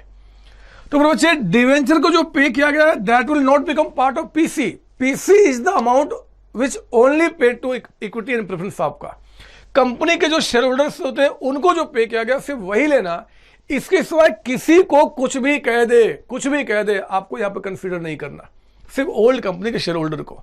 मेरी बात समझ में आ रही है? मैं क्या बोल रहा हूं, चिल्लाया जा रहा हूं, बताओ ना। नहीं सर समझ में आ रहा, आप चिल्ला के गला खराब क्यों कर रहे हो सर? हमें समझ में आ रहा है, हमें आ रहा है सर समझ में। ठीक है, फिर आप कहो तो मैं इसको मिटा दूं। मिटा दो सर, सब समझ में आ गया। Net assets method, net payment आपने हमें समझाया, हमें अच्छा लगा। एक अच्छा वर्ड हमें मिल गया क्या जी, यहाँ पे स्वैप रेशियो का, बस स्वैप रेशियो का। हाँ बच्चे, और कुछ भी नहीं। और जब भी स्वैप रेशियो का नाम लिया जाएगा हमेशा पहले हम ओल्ड का नाम लिखेंगे फिर न्यू का। इस बात को दिमाग में बैठा लो, इसका बहुत फायदा मिलेगा, अभी आगे मैं आपको दिखाऊंगा। कुछ है जो पूछना आपने? नहीं सर कुछ नहीं पूछना सर, बस आगे बढ़ो। कुछ है भी तो आपने मना किया था कि अभी इफ और दिमाग में नहीं आना चाहिए। बिल्कुल सही, बिल्कुल सही। देखो मैंने चैप्टर का काम खत्म कर दिया, कुछ भी नहीं है। लो मैंने इसको मिटा दिया बच्चे, लो मैंने मिटा दिया। मुझे ना पढ़ाने का मन नहीं कर रहा है सच्ची में, बहुत मैंने पढ़ा दिया, इतना पढ़ा दिया आपको, इतना मेहनत किया। दो मेथड आपने सीख लिए, नेट एसेट्स में एसेट्स माइनस लायबिलिटी, पेमेंट यानी कि मालिक को कितना पेमेंट किया गया। अब छोड़ो इसको, आप बंद कर दो बुक। लो मैंने ये बुक को बंद कर दिया, लो मैंने बुक बंद कर दिया, आप ही बंद कर दो। सिर्फ 2 मिनट मेरी बात सुनो, सिर्फ 2 मिनट की बात कहता हूं, 2 मिनट मेरी बात सुनो। और अगर आप मेरी बात से एग्री हो जाओगे ना तो एक बार आप हाथ रेज कर देना बच्चे, वहीं से बैठे बैठे एक बार हाथ रेज करना, मैं समझ जाऊंगा कि आपने हाथ रेज किया या नहीं किया, है ना। ये मत सोचो कि मैं आपको देख नहीं रहा, सब कुछ मुझे दिखता है, मैं अंतर्यामी हूं। मुझे शंकर भगवान ने बहुत बड़ा आशीर्वाद दिया है। मैं यहां पे खड़े खड़े दुनिया में जहां भी आप बैठे हो मैं आपको समझ सकता हूं कि आपने क्या किया, कैसे आप रिएक्शन दे रहे हो। अच्छा सर बताओ क्या पूछना है? आप बिल्कुल दिमाग शांत कीजिए पहले। देखो मैंने बिल्कुल व्हाइट बोर्ड शांत कर दिया है, साफ कर दिया है, दिमाग बिल्कुल शांत, बिल्कुल शांत। ये लो दिमाग बिल्कुल शांत हो गया सर। हाँ सुनो मैं क्या बता रहा हूं, लिखना बंद करेंगे। पर बच्चे अभी मैंने आपको बताया पीसी निकालने के 2 मेथड है, लिखना बंद करेंगे। पहला मेथड आपका था नेट एसेट्स मेथड, याद है आपको? सर हाँ जी। और मेरे बच्चे दूसरा मेथड आपका है नेट पेमेंट मेथड, ये भी याद है आपको? सर हाँ जी। क्या किया था हमने जरा बताओ? इसमें मान लो मैं हज कंपनी का, ध्यान सुनो मेरी बात को, अगर मैं हज कंपनी का पीसी निकाल रहा हूं तो मेरे बच्चे मैंने इसमें कहा था आपके जो एसेट्स है उनको लिया हमने मार्केट वैल्यू पे, मान लो आपका 26 लाख। आप चलो मैं आपके पीछे मिक्सअप ना कर दो दिमाग में, तो लो मैंने अलग से बना लिया 30 लाख रुपए, 30 लाख। फिर हमने कहा कि भैया आपकी जो लायबिलिटी है उनका पेबल वैल्यू मान लो आपका 10 लाख से हमने माइनस किया तो पीसी कितना निकल गया? 20 लाख रुपए। नेट एसेट्स मेथड से जो पीसी निकाला मेरे बच्चे, एक ऐसे दिमाग से क्वेश्चन क्रिएट कर रहा हूं, आपको लिखना नहीं बस मेरी बात सुनना है। जब इस मेथड से हमने पीसी निकाला तो आपके जो एसेट्स हैं अगर 30 लाख के हैं, उनमें से लायबिलिटी अगर 10 लाख का है तो मैं बताओ कितना पे करूंगा? 20 लाख। मानते हो इस बात को? सर हाँ। जरा मुझे ये बताओ कि अगर इस कंपनी का इस मेथड से पीसी 20 लाख रुपीज निकल के आता है, 20 लाख, तो बताओ जरा नेट पेमेंट मेथड से जो इस कंपनी की इक्विटी को और जो प्रेफरेंस को मैं पेमेंट करूंगा वो पेमेंट कितना होगा? सर 20 लाख, बिना किसी डाउट के। याद रखना, अगर मैं रियल लाइफ में आपको लेकर आ जाऊं, रियल लाइफ में, और हज कंपनी के मान लो आप बन गए अकाउंटेंट, आज हज कंपनी बिक गई, तो बच्चे इस कंपनी की अगर वैल्यू 20 लाख रुपीज लगाई गई है तो इनके मालिक को 20 लाख ही तो पे करूंगा। गलत बोल रहा हूं क्या? बोलो ना, गलत बोल रहा हूं क्या? नहीं सर नहीं, बिल्कुल सही बोल रहे हो। अब मैं आपके लैंग्वेज में समझाता हूं। अगर ये बिल्डिंग आपकी 50 लाख रुपीज की है और मैंने आपसे बिल्डिंग ले लिया, इसमें 6 लाख रुपीज अगर लायबिलिटी वाले का है, मेरे बच्चे अगर मैंने बिल्डिंग आपका 50 लाख में लिया और इसमें 6 लाख का भी बैंक लोन है, तो जरा बताओ मैं आपको कितना पे करूंगा? 44 लाख। अगर इस मेथड से आपका पीसी 44 आ रहा तो मैं आपको पेमेंट कितना करूंगा? मैं आपको पैसे कितना दूंगा? सर 44 लाख। कॉमन सेंस है, ये नर्सरी क्लास का बच्चा भी बता सकता है कि अगर आपकी वैल्यू 44 लगेगी तो आपका पेमेंट भी 44 ही होगा। सही बोल रहा हूं ना बच्चे? सर हाँ। अब ध्यान दो मैं क्या बोल रहा हूं। अगर नेट एसेट से जो आपकी वैल्यू लगेगी, नेट एसेट से आपका मान लो 44 लाख, तो मेरे बच्चे आपको जो पेमेंट करूंगा ना, आपको यानी कंपनी के मालिक को, वो 44 लाख से पे करूंगा। सुनो मेरी बात, अगर आपकी वैल्यू 44 लाख रुपीज लगाई गई है तो जो मैं आपको पेमेंट करूंगा वो 44 लाख ही पे करूंगा।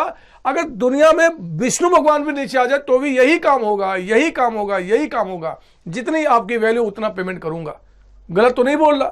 नहीं सर आप बिल्कुल सही बोल रहे हो। लेकिन ध्यान रखना, ये चीज, ये बात है जो मैंने बताया ना बच्चे कि दोनों से सेम पीसी निकल के आएगा, ये सिर्फ प्रैक्टिकल लाइफ में होगा। प्रैक्टिकल लाइफ में, रियलिटी में बच्चे, बुक में नहीं होगा, एग्जाम में नहीं होगा। सर क्या बात कर रहे हो? हाँ बच्चे मैं प्रूव भी करूंगा, क्योंकि ये जो बुक है ना बच्चे, ये बुकिश नॉलेज है, बुकिश नॉलेज है, ये रियल लाइफ नहीं है। यहां सिर्फ आपके कॉन्सेप्ट को स्ट्रॉन्ग किया जा रहा है कि कुछ ऐसी चीजें होती है जो आपके दिमाग में होना चाहिए। सुनना मेरी बात, यहां पे क्या बता रहा हूं, हम लोग रियल लाइफ की तैयारी नहीं कर रहे, हम अभी बुक्स के क्वेश्चन की तैयारी कर रहे हैं, एग्जाम की तैयारी कर रहे हैं। देखो मेरी परेशानी क्या, मैं आपको बताऊं, मेरी परेशानी सुनना, और प्लीज अगर आपके पास उपाय है तो मुझे बताना। कहता है कि जब हम बुक्स के क्वेश्चन को सॉल्व करेंगे ना, बुक्स के क्वेश्चन को मेरे बच्चे, तो इस मेथड से जो पीसी आ रहा है और इससे जो पीसी आ रहा है वो दोनों डिफरेंट भी आ सकता है, डिफरेंट भी आ सकता है, और 90% क्वेश्चन में डिफरेंट ही आएगा। मैं आपको प्रूव करूंगा, 90 क्या, हम 100% में भी कह सकते हैं, दोनों में अलग आंसर निकल के आएगा, क्योंकि हम बुक को पढ़ रहे हैं ना कि रियल लाइफ की बात कर रहे हैं। अपने माइंड को थोड़ा अपग्रेड कर रहे हैं बच्चे, और कुछ नहीं। लो अब मेरी परेशानी जरा मुझे बताओ, ये देखो जरा क्या, मान लो एग्जाम में, लिखना बंद करेंगे, बहुत ध्यान से मेरी बात सुनना। एग्जाम में एक क्वेश्चन आ गया, क्वेश्चन आ गया, कहता भैया पीसी निकालो, लेकिन पीसी निकालने का मेथड क्या होगा वो मेथड आपको नहीं बता रहा बच्चे। एग्जाम में क्वेश्चन आ गया, बोलता भैया पीसी निकालो, बट पीसी निकालने का मेथड ये या ये आपको नहीं बता रहा है। हमें क्वेश्चन के अंदर में नेट एसेट्स मेथड का भी इंफॉर्मेशन दिया हुआ है, और मेरे बच्चे जो हमारा नेट पेमेंट मेथड है हमें इसका भी इंफॉर्मेशन दिया हुआ है। जो एग्जाम में क्वेश्चन आया उस क्वेश्चन में अगर मैं चाहूं तो इससे भी पीसी निकाल सकता हूं, इससे भी पीसी निकाल सकता हूं, दोनों का इंफॉर्मेशन दिया हुआ है। मेरे बच्चे इससे जब पीसी निकाल रहा हूं तो जो अमाउंट निकल के आ रहा है और इससे जो निकल के आ रहा है वो अमाउंट जो आ रहा है दोनों डिफरेंट आ रहा है। मान लो मेरी परेशानी सुनना ध्यान से, मैं क्या बता रहा हूं कि अगर एग्जाम में क्वेश्चन आ गया, बोलता पीसी निकालो, मेथड आपको नहीं बताता, हमने जब क्वेश्चन पढ़ा तो पीसी इससे भी निकाल सकता हूं, इससे भी निकाल सकता हूं, लेकिन इससे पीसी अलग आ रहा है, इससे अलग आ रहा है, लगभग सारे क्वेश्चन में ऐसा होगा। अब जरा बताओ, क्या किसी एक क्वेश्चन में 2 पीसी हो सकते हैं बच्चे? क्या दोनों पीसी हो सकते हैं? नहीं सर, कोई एक ही पीसी होगा। सुनो मेरी बात, अगर मान लो कि आपके पास पीसी निकालना है तो 2 थोड़े पीसी होगा, किसी एक क्वेश्चन में एक ही पीसी होगा, किसी कंपनी की एक ही कीमत लग सकती है। तो मुझे जरा बताओ कि अगर दोनों से अलग अलग पीसी निकल के आ रहा है तो आप किससे पीसी निकालना पसंद करेंगे? मेरा सवाल समझ में, मैंने क्या बताया? मैं दोबारा पूछ देता हूं। एग्जाम में एक क्वेश्चन आ गया, मान लो सच्ची में आ गया जी, उस क्वेश्चन में कहता है कि पीसी निकालना है, लेकिन मेथड आपको नहीं बताता। आपको पता है 2 मेथड होते हैं। जब हमने क्वेश्चन पढ़ा तो इससे भी पीसी निकाल सकता हूं, इससे भी निकाल सकता हूं, मतलब इसके भी इंफॉर्मेशन है, इसके भी इंफॉर्मेशन है, दोनों से आंसर अलग अलग आ रहा है। तो मैं कौन से पीसी पे विश्वास करूं, कौन से पीसी को निकालूं, कौन सा पीसी सही मानूं? जरा बताओ क्या करोगे, किससे निकालना पसंद करोगे, किससे निकालना? देखो आप में से कुछ कह रहे हैं सर ये ठीक लग रहा है, कुछ कहते हैं ये ठीक लगता है, बट आपके ठीक लगने से थोड़े चैप्टर चलेगा बच्चे। अरे ठीक लगने से थोड़े चैप्टर चलेगा। देखो इसके बारे में हमारा इंस्टीट्यूट क्या बोलता है, इसके बारे में इंस्टीट्यूट क्या बोलता है, इसको मिटा दूं मैं सर? हाँ जी, देखो इसके बारे में हमारा इंस्टीट्यूट क्या बोलता है, मैं उस बात को आपको नोट में लिखाता हूं। लिखिए मेरे साथ, यहां पे नोट लिखेंगे आप, यहां पे नोट लिखेंगे, नोट लिखना। कहते हैं, लिखना यहां पे कि इफ मेथड, लिखेंगे if method of computation, if method of computation of PC is not given in question, is not given in question।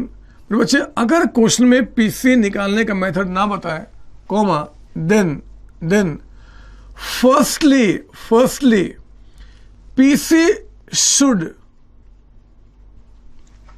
B calculated by net payment method, net payment method. मेरे बच्चे कसम खा लो, आप कसम खा लो कि अगर क्वेश्चन में पीसी निकालने का आपको मेथड नहीं बताता कि पीसी किससे निकालना है, तो आप कसम खा लो कि पीसी निकालना आप किससे शुरुआत करोगे जी? नेट आपका पेमेंट मेथड से। देखो फर्स्टली कहीं लिखा था, करो आप अंडरलाइन। पहले हमारी कोशिश होगी कि हम पीसी क्या करेंगे जी? नेट पेमेंट मेथड से हम निकालेंगे आपका। करो अंडरलाइन, करो अंडरलाइन कि पीसी निकालना हम कहां से शुरू करेंगे? नेट पेमेंट मेथड से आपका। मतलब जी, मतलब क्या? मतलब मैं क्वेश्चन में ढूंढूंगा कि ओल्ड कंपनी के जो मालिक है ना, इक्विटी एंड प्रेफरेंस आपका, इनको कितना कितना पेमेंट किया गया वो बता दे। सुनना मेरी बात, ओल्ड कंपनी के जो मालिक है उनको कितना कितना पेमेंट किया गया वो बता दे। चलो अगर तुम नहीं बताते ये बात, तो कम से कम आप हमें क्या करो? स्वैप रेशियो बता दो, स्वैप रेशियो। अगर आप स्वैप रेशियो बता दोगे ना तो हम पीसी निकाल लेंगे। तो मेरे बच्चे मैंने कहा कि अगर क्वेश्चन में पीसी निकालने का मेथड नहीं बताएगा, पीसी हमेशा आप पहले किससे निकालोगे? नेट पेमेंट मेथड से आपका, नेट पेमेंट मेथड से आपका। सुनना मेरी बात सर? हाँ, लेकिन सोचो ना, अगर एक क्वेश्चन आ गया जिसमें इक्विटी को कितना पेमेंट किया गया, प्रेफरेंस को कितना पेमेंट किया गया, आपको नहीं बताता, उस क्वेश्चन में आपको स्वैप रेशियो का भी कोई जिक्र नहीं है जी, तो हम भगवान थोड़े ही बच्चे। अगर आपने ना तो कितना कितना पेमेंट किया गया वो बताया आपने, नहीं आपने स्वैप रेशियो दिया, तब तो मैं पीसी नेट पेमेंट से निकाल ही नहीं सकता, क्योंकि नेट पेमेंट से निकालने की इसकी रिक्वायरमेंट आपकी होती है। तो लिखो जरा फिर यहां पे फुल स्टॉप के बाद, if information about net payment method, if information about net payment method is not given in question, अगर क्वेश्चन में इसका इंफॉर्मेशन नहीं दिया हुआ, comma, then only net asset method should be followed। लीजिए मैंने बहुत बड़ी बात आपको बता दी मेरे बच्चे, खेल खेल में। ये वो पॉइंट है जहां पे मैक्सिमम बच्चे परेशान होते पीसी निकालने के टाइम पे। तो आप परेशानी नहीं होना, आप कसम खा लो कि चाहे अब जितने सारे क्वेश्चन आ जाए, उन सारे क्वेश्चन में अगर पीसी निकालने का आप हमें मेथड नहीं बताओगे, तो मैं हमेशा पहले कोशिश करूंगा कि नेट पेमेंट मेथड को अप्लाई करूं। मतलब मालिक को कितना कितना पेमेंट किया गया उसको ऐड करके निकाल लूं। हाँ, अगर इसका इंफॉर्मेशन क्वेश्चन में नहीं है तो ही मेरे बच्चे नेट एसेट्स मेथड को मैं क्या करूंगा? फॉलो करूंगा। ये आज के बाद हम हमेशा इस बात को याद रखेंगे। बात समझ में आ रही है सर? हाँ जी सर, हाँ जी, आगे बढ़ो सर, कुछ करके भी दिखाओ ना क्वेश्चन, हमें मजा आएगा सर। कोई क्वेश्चन करके दिखाओ इसके बारे में, आप तब बात बनेगी। कुछ क्वेश्चन करके दिखाओ दो सर, आओ जरा। मैं इस नोट के ऊपर में आपको अब लेकर चलता हूं बच्चे, मैं थोड़ा सा एडवांस अपने आप को लेकर चल रहा हूं, आप जरा देखते हैं क्वेश्चन क्या बनता है। आप बुक का क्वेश्चन नंबर 3 चेक करेंगे। क्वेश्चन नंबर 3 आइए जरा सॉल्यूशन करेंगे आप मेरे साथ क्वेश्चन नंबर 3 का। इस नोट को ध्यान रखेंगे। क्वेश्चन नंबर 3 पढ़िए मेरे साथ क्या बता रहा है, पढ़ेंगे आप। कहते हैं कि balance sheet of Ram limited as on 31 दिसंबर 2013 बता रहा आपको जी। राम का बैलेंस शीट है बच्चे, फिक्स्ड एसेट्स हैं, करंट एसेट्स हैं। इधर कहता है कि शेयर कैपिटल है ऑफ ₹10 ईच 80,000, करंट लायबिलिटी है रिजर्व सरप्लस। एक मिनट, ये कहता है कि शेयर कैपिटल है, इसने ये नहीं बताया कि कौन से शेयर है, इक्विटी है कि प्रेफरेंस है। बताओ इसको क्या मानूं मैं यहां पे, बोलो क्या मानूं। सर इसको हमें इक्विटी मानना पड़ेगा। क्यों मानना पड़ेगा? क्योंकि दुनिया में ऐसी कोई भी कंपनी नहीं है जिसमें इक्विटी शेयर्स ना हो मेरे बच्चे, प्रेफरेंस शेयर्स ना हो, ऐसी लाखों कंपनी है, लाखों कंपनी है। तो याद रखना, कंपनी के मेन मालिक इक्विटी शेयर्स होते हैं, उनका होना कंपनी में जरूरी है। अगर क्वेश्चन आपको साफ साफ ना बताया कि कौन से शेयर्स, तो आप क्या मानेंगे, इक्विटी आपके हैं। तो इक्विटी शेयर कैपिटल आपका 80,000 का है, करंट लायबिलिटी है और फिर रिजर्व सरप्लस आपका। नीचे पढ़ो क्या बता रहा है। Ram limited was taken over by A limited. एक मिनट, आप जरा बताओ ओल्ड कंपनी कौन है यहां पे। सर राम लिमिटेड लिखो ना, राम के ऊपर में ओल्ड कंपनी लिखेंगे बच्चे, ये आदत डालना आपने। और ए के ऊपर में क्या लिखेंगे आप यहाँ पे, न्यू कंपनी, ठीक है ना, न्यू कंपनी, नई कंपनी, यानी कि ए लिमिटेड है जिसने राम यानी कि ओल्ड कंपनी को टेक ओवर कर लिया। आगे पढ़ना, एक मिनट, 1, 2, 3 पॉइंट छोड़ दो, मत पढ़ना, सिर्फ क्वेश्चन का लास्ट लाइन पढ़ो। लास्ट लाइन क्या बोलता रहा है, कैलकुलेट परचेज कंसिडरेशन, पीसी निकालना है। जरा मुझे बताओ कि क्या इस क्वेश्चन में कहीं पर भी आपको बताया किस मेथड से पीसी निकालना है? बोलो ना सच्ची में, क्या क्वेश्चन में कहीं पे लिखा कि कौन सा मेथड आपको फॉलो करना है? नहीं सर, नहीं लिखा सर। तो मेरी बात सुनो, अगर क्वेश्चन के अंदर में आपको पीसी निकालने का मेथड ना बताया तो आपको इस नोट को फॉलो करना होगा बच्चे। यानी कि आप पीसी किससे निकालना पसंद करेंगे? पहले नेट पेमेंट से। नेट पेमेंट यानी कि ढूंढो क्वेश्चन में कि कंपनी के मालिक को कितना पेमेंट किया गया। और मजे की बात यह है कि आप देखो इनके बैलेंस शीट में सिर्फ मालिक एक है बच्चे, इक्विटी, यहां कोई प्रेफरेंस शेयर्स नहीं है। तो सिर्फ क्वेश्चन में इक्विटी को कितना पेमेंट किया गया अगर ये बता दिया जाए या फिर स्वैप रेशियो बता दिया जाए, मैं पीसी निकाल दूंगा। हाँ, अगर आप इसके बारे में नहीं बताओगे तो ही मजबूरी में आके मैं नेट एसेट्स को फॉलो करूंगा, ये हमारा नोट कहता है। आओ देखते हैं, अब पॉइंट 1, 2, 3 पढ़ के बिल्कुल स्लो चलेंगे, कोई जल्दबाजी नहीं है। एक बार चेक करते हैं कि आखिर पीसी कौन से मेथड से निकलेगा। पहले पढ़ेंगे पॉइंट नंबर 1, पॉइंट नंबर 1 कहता है कि fixed assets should be taken over at 90,000।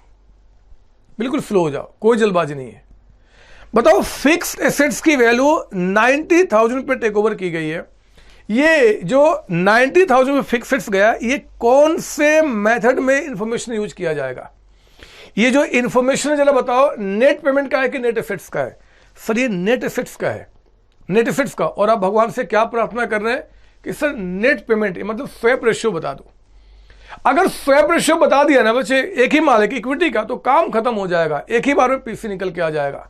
हाँ, अगर वो नहीं बताएगा तब भी इस इंफॉर्मेशन को यूज करके नेट एसेट से मैं पीसी निकालूंगा। बात समझ आ रही है सर? हाँ जी। पॉइंट नंबर 2 पढ़ेंगे। पॉइंट नंबर 2 कहता है कि current assets and current liability को टेक ओवर किया गया एट 110% एंड 90% रिस्पेक्टिवली। बताओ ना, करंट एसेट्स और करंट लायबिलिटी की वैल्यू बता रहा है, ये किस में यूज किया जाएगा? सर नेट एसेट्स में।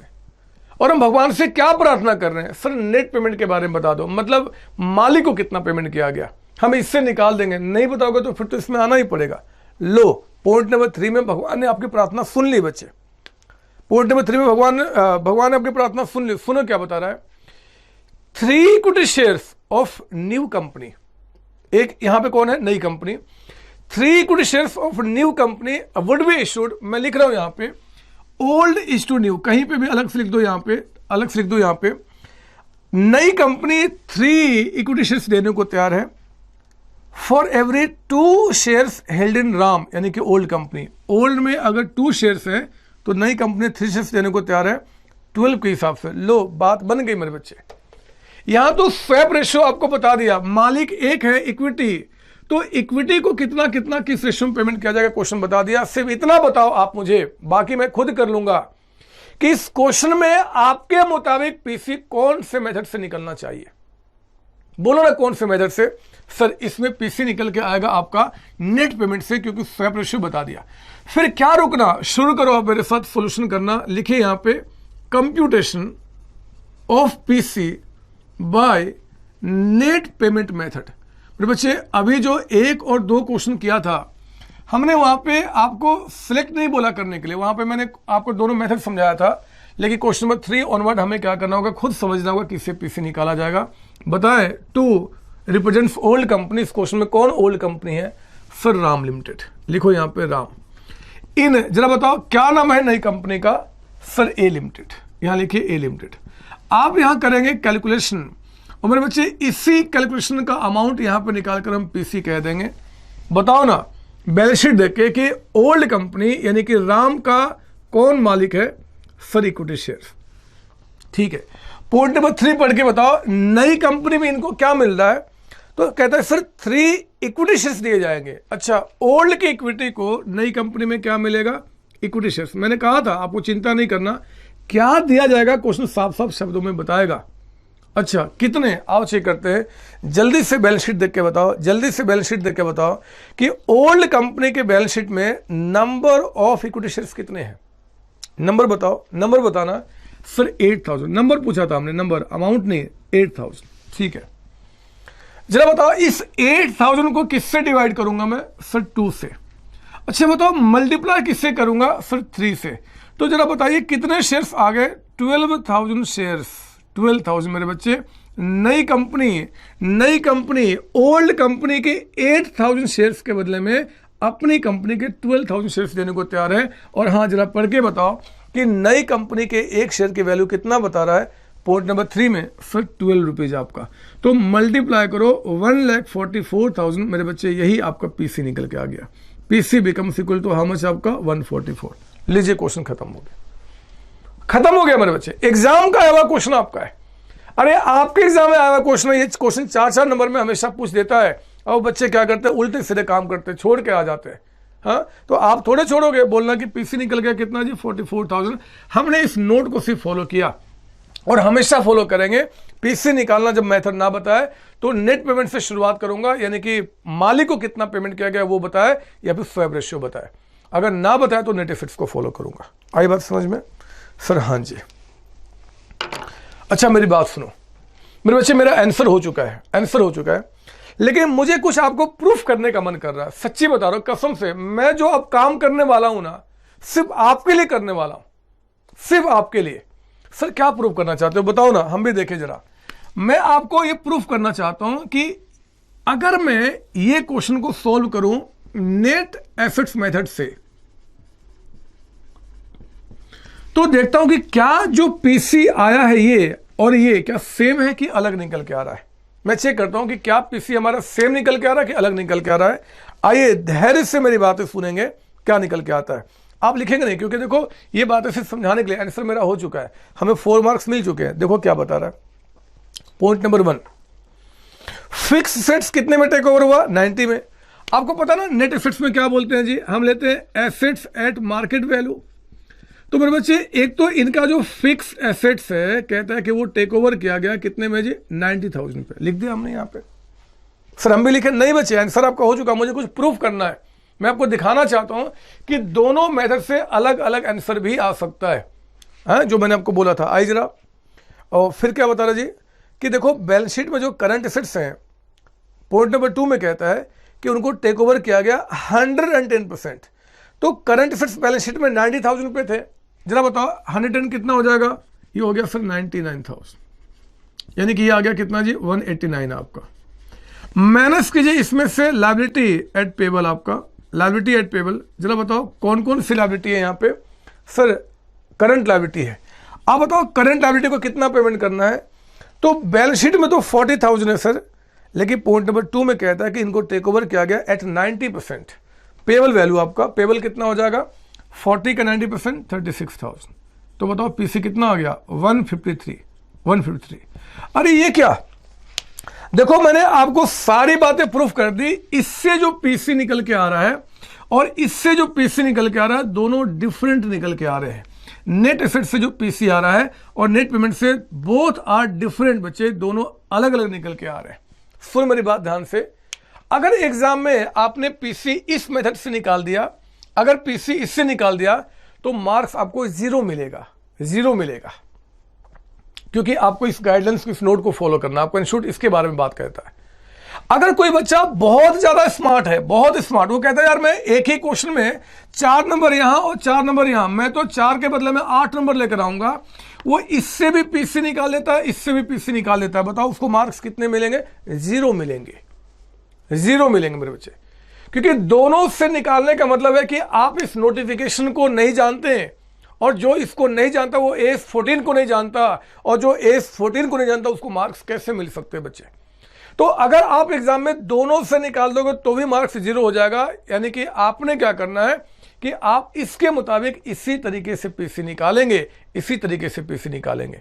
हाँ, अगर इस क्वेश्चन में पेमेंट आपको ना बताता तब मैं इस तरीके से पीसी निकालता, क्योंकि ये बुकिश नॉलेज है, आंसर डिफर कर सकता है। देखो करके भी दिखाया, एग्जाम का क्वेश्चन आपका है, इसलिए आप मुझ पे ये नहीं कहना कि सर ऐसे कैसे हो सकता है। मेरे बच्चे, रियल लाइफ बिल्कुल अलग होती है, और बुक में तो सारी बातें जो है ना, ये तो पढ़ के फेंकने वाली चीजें है।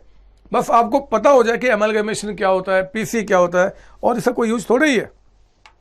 ऐसा थोड़े है कि आप किसी कंपनी में जाओगे काम करने के लिए, फर्स्ट डे गए काम करने के लिए, टाई कोट पहन के गए और जाते ही कंपनी बंद हो गई। जब कंपनी बंद हो गई तो आप वहां पे टाई कोट, बेचारे पहले दिन गए थे, कंपनी बंद हो गई तो आपको बोला कि हाँ भैया कंपनी बंद होगी, बंद करो मुझे। ऐसा थोड़ा ही होने वाला है। ऐसा चाहते हो क्या आप कि जिस जिस कंपनी में गए सारी कंपनी बंद होनी शुरू हो गई? कितना अच्छा मौका मिलेगा। जिस कंपनी में गए कंपनी बंद हो गई, आपने उसको क्लोज करना शुरू किया, अकाउंटिंग सीखा, पीसी निकाला, कितना मजा आपको आएगा? आएगा ना बच्चे? सर कैसी बात कहते हो, ये तो सर गंदा लग रहा है सुनने में कि जिस कंपनी में जाए बंद हो जाए। तो हाँ बच्चे, वही कह रहा हूं, रियल लाइफ और आपका बुकिश नॉलेज अलग है। यहाँ सिर्फ कॉन्सेप्ट सिखाया जा रही, चीजें होती क्या है।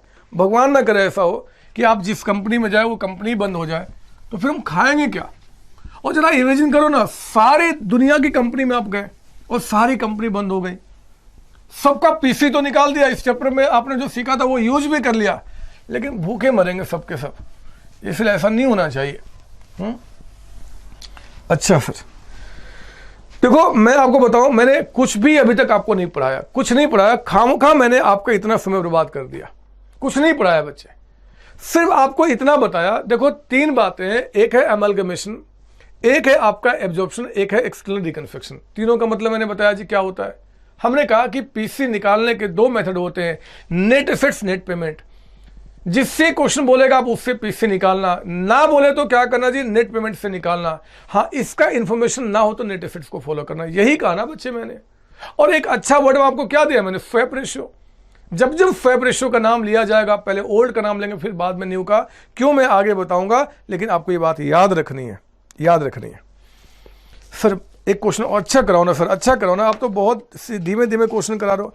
अरे धीमा क्वेश्चन नहीं है, इसमें ही तो हाहाकार मच गया। यही बातों बच्चों को समझ में नहीं आता। आओ जरा, आपके एग्जाम में क्वेश्चन आया था बहुत पहले, वो करके दिखाता हूं और देखता हूं कि क्वेश्चन हमसे बनता है कि नहीं बनता। हमसे मतलब आपसे। क्वेश्चन नंबर 6 पे आप आएंगे, 6 नंबर। आप जरा क्वेश्चन नंबर 6 को पढ़ो और 6 पढ़ के सिर्फ मुझे इतना बताओ कि आपके मुताबिक इस क्वेश्चन में कौन सा मेथड लगेगा। सॉल्यूशन करने की बात छोड़ो, मैं सॉल्यूशन कर दूंगा, लेकिन सिर्फ ये बताओ कि आपके मुताबिक यहां पे कौन सा मेथड लगेगा। आओ पढ़ता हूं आपके साथ साथ, देखता हूं क्या बोलता है। पढ़िए मेरे साथ। X limited balance sheet as on 31 March 2013 is as follow. मेरे बच्चे, फिक्स्ड एसेट्स हैं, इन्वेस्टमेंट है, करंट एसेट्स है, यहां कहता है इक्विटी शेयर कैपिटल है, डिवेंचर है, करंट लायबिलिटी, एक ही मालिक इक्विटी आपका। नीचे कहता है Ram limited took over X limited on the following condition. बताइए ओल्ड कंपनी कौन है? सर एक्स, लिखो एक्स के ऊपर में ओल्ड। नई कंपनी कौन है? सर राम, लिखो राम के ऊपर में न्यू कंपनी। ये आदत डालो, इसका फायदा मैं आगे बताऊंगा। आपको पहले दिमाग में बैठ जाए कि ओल्ड कंपनी कौन है, नई कंपनी कौन है। 1 2 3 4 पॉइंट छोड़ दो, आप सिर्फ लास्ट लाइन पढ़ो। बोलता कि पीसी निकालो, बोलो ना, क्या इस क्वेश्चन में भी मेथड बताया आपको? नहीं बताया सर। ना बताया तो हम क्या करेंगे, नोट को फॉलो करेंगे। पूरी कोशिश करूंगा कि नेट पेमेंट मेथड को अप्लाई करूं। मेरे बच्चे यहां पे एक ही मालिक है, इक्विटी, जैसे पिछला क्वेश्चन था। अगर क्वेश्चन में इक्विटी को कितना पेमेंट किया गया अमाउंट बता दे या फिर स्वैप रेशियो बता दे तो मैं पीसी निकालूंगा नेट पेमेंट से। अगर ये बात नहीं करेगा तो ही मैं नेट एसेट्स को फॉलो करूंगा। ये बात आप जानते हैं। आइए जरा देखते हैं, स्लो चलेंगे, बहुत स्लोली, कोई जल्दबाजी नहीं है, खूब सारा समय हमारे पास पड़ा हुआ है। पढ़ेंगे। पॉइंट नंबर 1 क्या बता रहा है, कहता है कि fixed assets were revalued at 20% above the book value. Fixed assets की वैल्यू 20% ज़्यादा है जी। ये कौन से मेथड का इन्फॉर्मेशन है सर? नेट एसेट्स का। ठीक है, और हम भगवान से क्या प्रार्थना कर रहे हैं? पहले पेमेंट की बात कर लो, यानी कि स्वैप रेशियो कम से कम बता दो। देखते हैं जी क्या होता है। पॉइंट नंबर 2, इन्वेस्टमेंट कहता है कि टेक ओवर किया गया है बुक वैल्यू पे, ये भी ठीक है, ये भी आपका नेट एसेट्स में जाता है। नेट करंट एसेट्स को टेक ओवर किया गया 80,000 पे, और कहता है फोर्थ में लोन, मतलब जो लायबिलिटी है वो डिस्चार्ज करेगी नई कंपनी, वो तो करना ही करना है। लायबिलिटी ओल्ड के जो है वो नई कंपनी डिस्चार्ज करती है, कोई नई बात नहीं है। बोलता है पीसी निकालो। मेरे बच्चे आप इस क्वेश्चन में ध्यान से देखो, कहीं पर भी क्वेश्चन ने इक्विटी को कितना पेमेंट किया गया आपको नहीं बताया, और नहीं क्वेश्चन ने कहीं पे आपको स्वैप रेशियो दिया है। मतलब इस क्वेश्चन में आप नेट पेमेंट मेथड को अप्लाई नहीं कर सकते। तो हमें क्या करना होगा जी, यहां पे मजबूरी में आके मेरे बच्चे नेट एसेट्स मेथड को अप्लाई करना पड़ेगा। नेट एसेट्स को अप्लाई करना पड़ेगा। लिखिए जल्दी से, computation of PC by net assets method. कई बार ये क्वेश्चन आपके एग्जाम में आया है। जब भी आता है बच्चे इसको छोड़ देते हैं, बोलते हैं यार हमसे नहीं होगा, मार्क्स किसी और को दे देना, हम थोड़े करेंगे, और भी तो लोग हैं मार्क्स लेने वाले, और बच्चे छोड़ के आ जाते हैं। ऐसी नौबत आपके साथ नहीं आएगी, आपको विश्वास दिलाता हूं। लिखिए यहां पे, एक तो दिया जाएगा जी assets at market value. Old company के जिन एसेट्स को हमने टेक ओवर किया है उसकी मार्केट वैल्यू। स्टार्ट करो आप, बताओ जरा। बैलेंस शीट में फर्स्ट नाम क्या है सर? Fixed assets. बताओ ना, जो फिक्स्ड एसेट्स बैलेंस शीट में आपका 1 लाख का है, उसका मार्केट वैल्यू कितना बता रहा है सर? 1,20,000।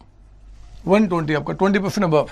ठीक है, चेक करो। इन्वेस्टमेंट जो बैलेंस शीट में आपका 80,000 का है, पर बच्चे उसकी नीचे वैल्यू कितना बता रहा है सर? पॉइंट नंबर 2 में कहता है कि इन्वेस्टमेंट को टेक ओवर किया गया बुक वैल्यू पे, यानी कि 80,000। ना बोलता तो भी मैं क्या मानता, बुक वैल्यू ही।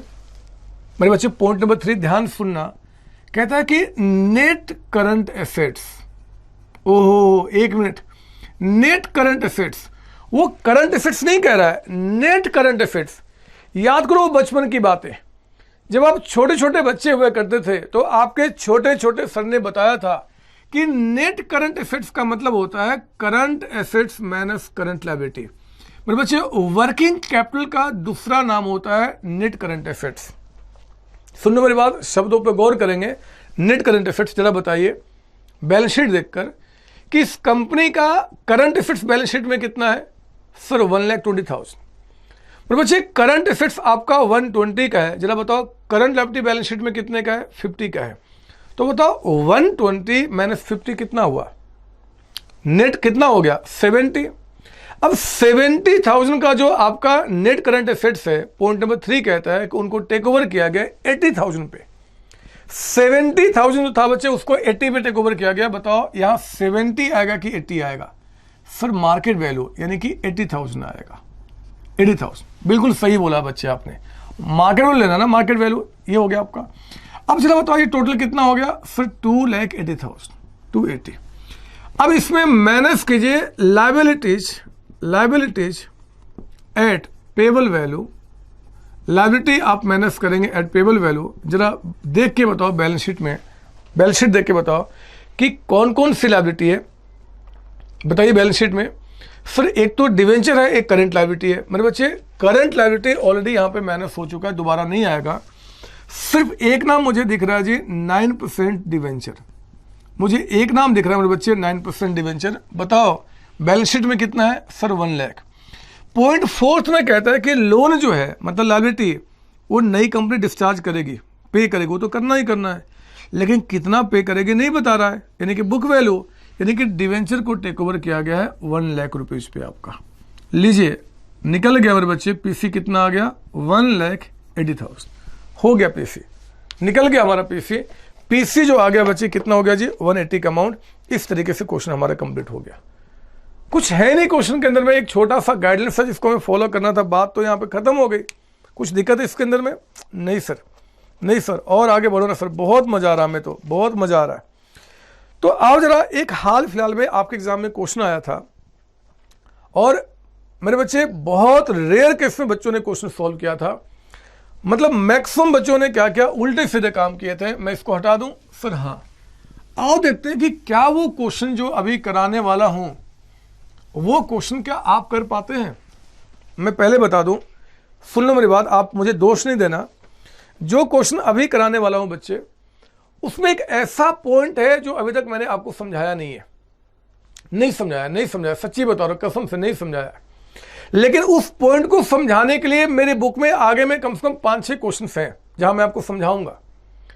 एक बार देखता हूं आपके लिए, एक बार देखता हूं कि अगर बिना समझाए वो पॉइंट अगर एग्जाम में आ जाता है तो क्या आप वहां पे प्रॉपर तरीके से आप उसको इंटरप्रेट कर पाते हैं। एक बार चेक करता हूं, अगर ना समझ में आए तो परेशान नहीं होना, मैं हूं आपके लिए, मैं हूं। जब क्वेश्चन मेरा खत्म होगा तो सारी बातें समझ में आ जाएंगी, आप चिंता नहीं करना। नहीं समझ में आई ऐसा होगा नहीं, और अगर हुआ तो मैं हूं, आप मुझे एक बार फोन कर देना, मैं खड़ा हूं आपके लिए, मैं सारी बातें समझाने के लिए। लेकिन ऐसा कुछ भी नहीं होगा जो आप सोच रहे हैं। आइए जरा देखते हैं, मैं शॉर्ट में दोबारा बोलूं मैं क्या बोलने वाला था। इस क्वेश्चन में कुछ ऐसी बातें जो आगे मैं आपको समझाऊंगा, ऐसे 5-6 क्वेश्चन बुक में आएंगे, लेकिन बिना उनको समझाए बगैर देखता हूं कि क्या आप इस पॉइंट को समझ पाते हैं। यानी कि जो मैक्सिमम बच्चों ने गलतियां की थी, आप भी कर रहे हो या फिर आप नहीं कर रहे हो, जरा चेक करना। सेल्फ चेकिंग आपको दिखाता हूं मैं। पढ़िए 4th क्वेश्चन, आपके एग्जाम में जो क्वेश्चन आया था बिल्कुल डिट्टो ऐसा ही है। मैं कहीं कोई वर्ड चेंज नहीं कर रहा, एक भी वर्ड मैंने चेंज नहीं किया। पढ़ो जरा क्या बता रहा है। कहता है 4th में, इक्विटी शेयर कैपिटल 90,000 शेयर से ऑफ ₹10 ईच 9 लाख का अमाउंट, ठीक है। प्रेफरेंस शेयर कैपिटल कहता है 50,000 शेयर से ऑफ ₹10 ईच 8 पेड अप। मेरे बच्चे इसका मतलब हुआ कि शेयर ऐसे तो ₹10 का है, बट पब्लिक से अभी तक हमने ₹8 ही रिसीव किया है, तो 50,000 8 बिकम्स इक्वल टू 4 लाख, ठीक है। This company was taken over by Ram limited. इस कंपनी को राम ने टेक ओवर किया। जरा बताओ, राम ओल्ड है कि न्यू है? सर न्यू कंपनी है, सर न्यू कंपनी है, सर न्यू कंपनी है। तो लिखो ना यहाँ पर न्यू कंपनी, आपने टेक ओवर किया ना। कहता पॉइंट 1 में 3 equity shares would be issued for every 7 equity shares held at the rate of 15। मैं लिख रहा हूं मेरे बच्चे, मैं लिख रहा हूं, मुझे स्वैप रेशियो दिख रहा है। तो ये लीजिए ओल्ड इज टू न्यू, कहीं भी लिख लो आप, ऊपर नीचे कहीं भी, आपको समझ में आना चाहिए। पढ़ो ना क्या बता रहा है। कहता है कि 3 equity shares would be issued, नई कंपनी 3 शेयर्स देने को तैयार है for every 7 equity shares in old company. Old में 7 के बदले में, अच्छा ओल्ड में 7 के बदले में इक्विटी कितने, नए में कितना मिलेगा 3 शेयर्स, ठीक है। ये रेशियो स्वैप रेशियो हो गया ना बच्चे। फिर हाँ, किसके लिए? इक्विटी वालों के लिए। तो इक्विटी को स्वैप रेशियो क्या हो गया 7:3। आगे पढ़ना, आगे पढ़ना, और क्या है आगे पढ़ना। पॉइंट नंबर 2 में क्या बता रहा है।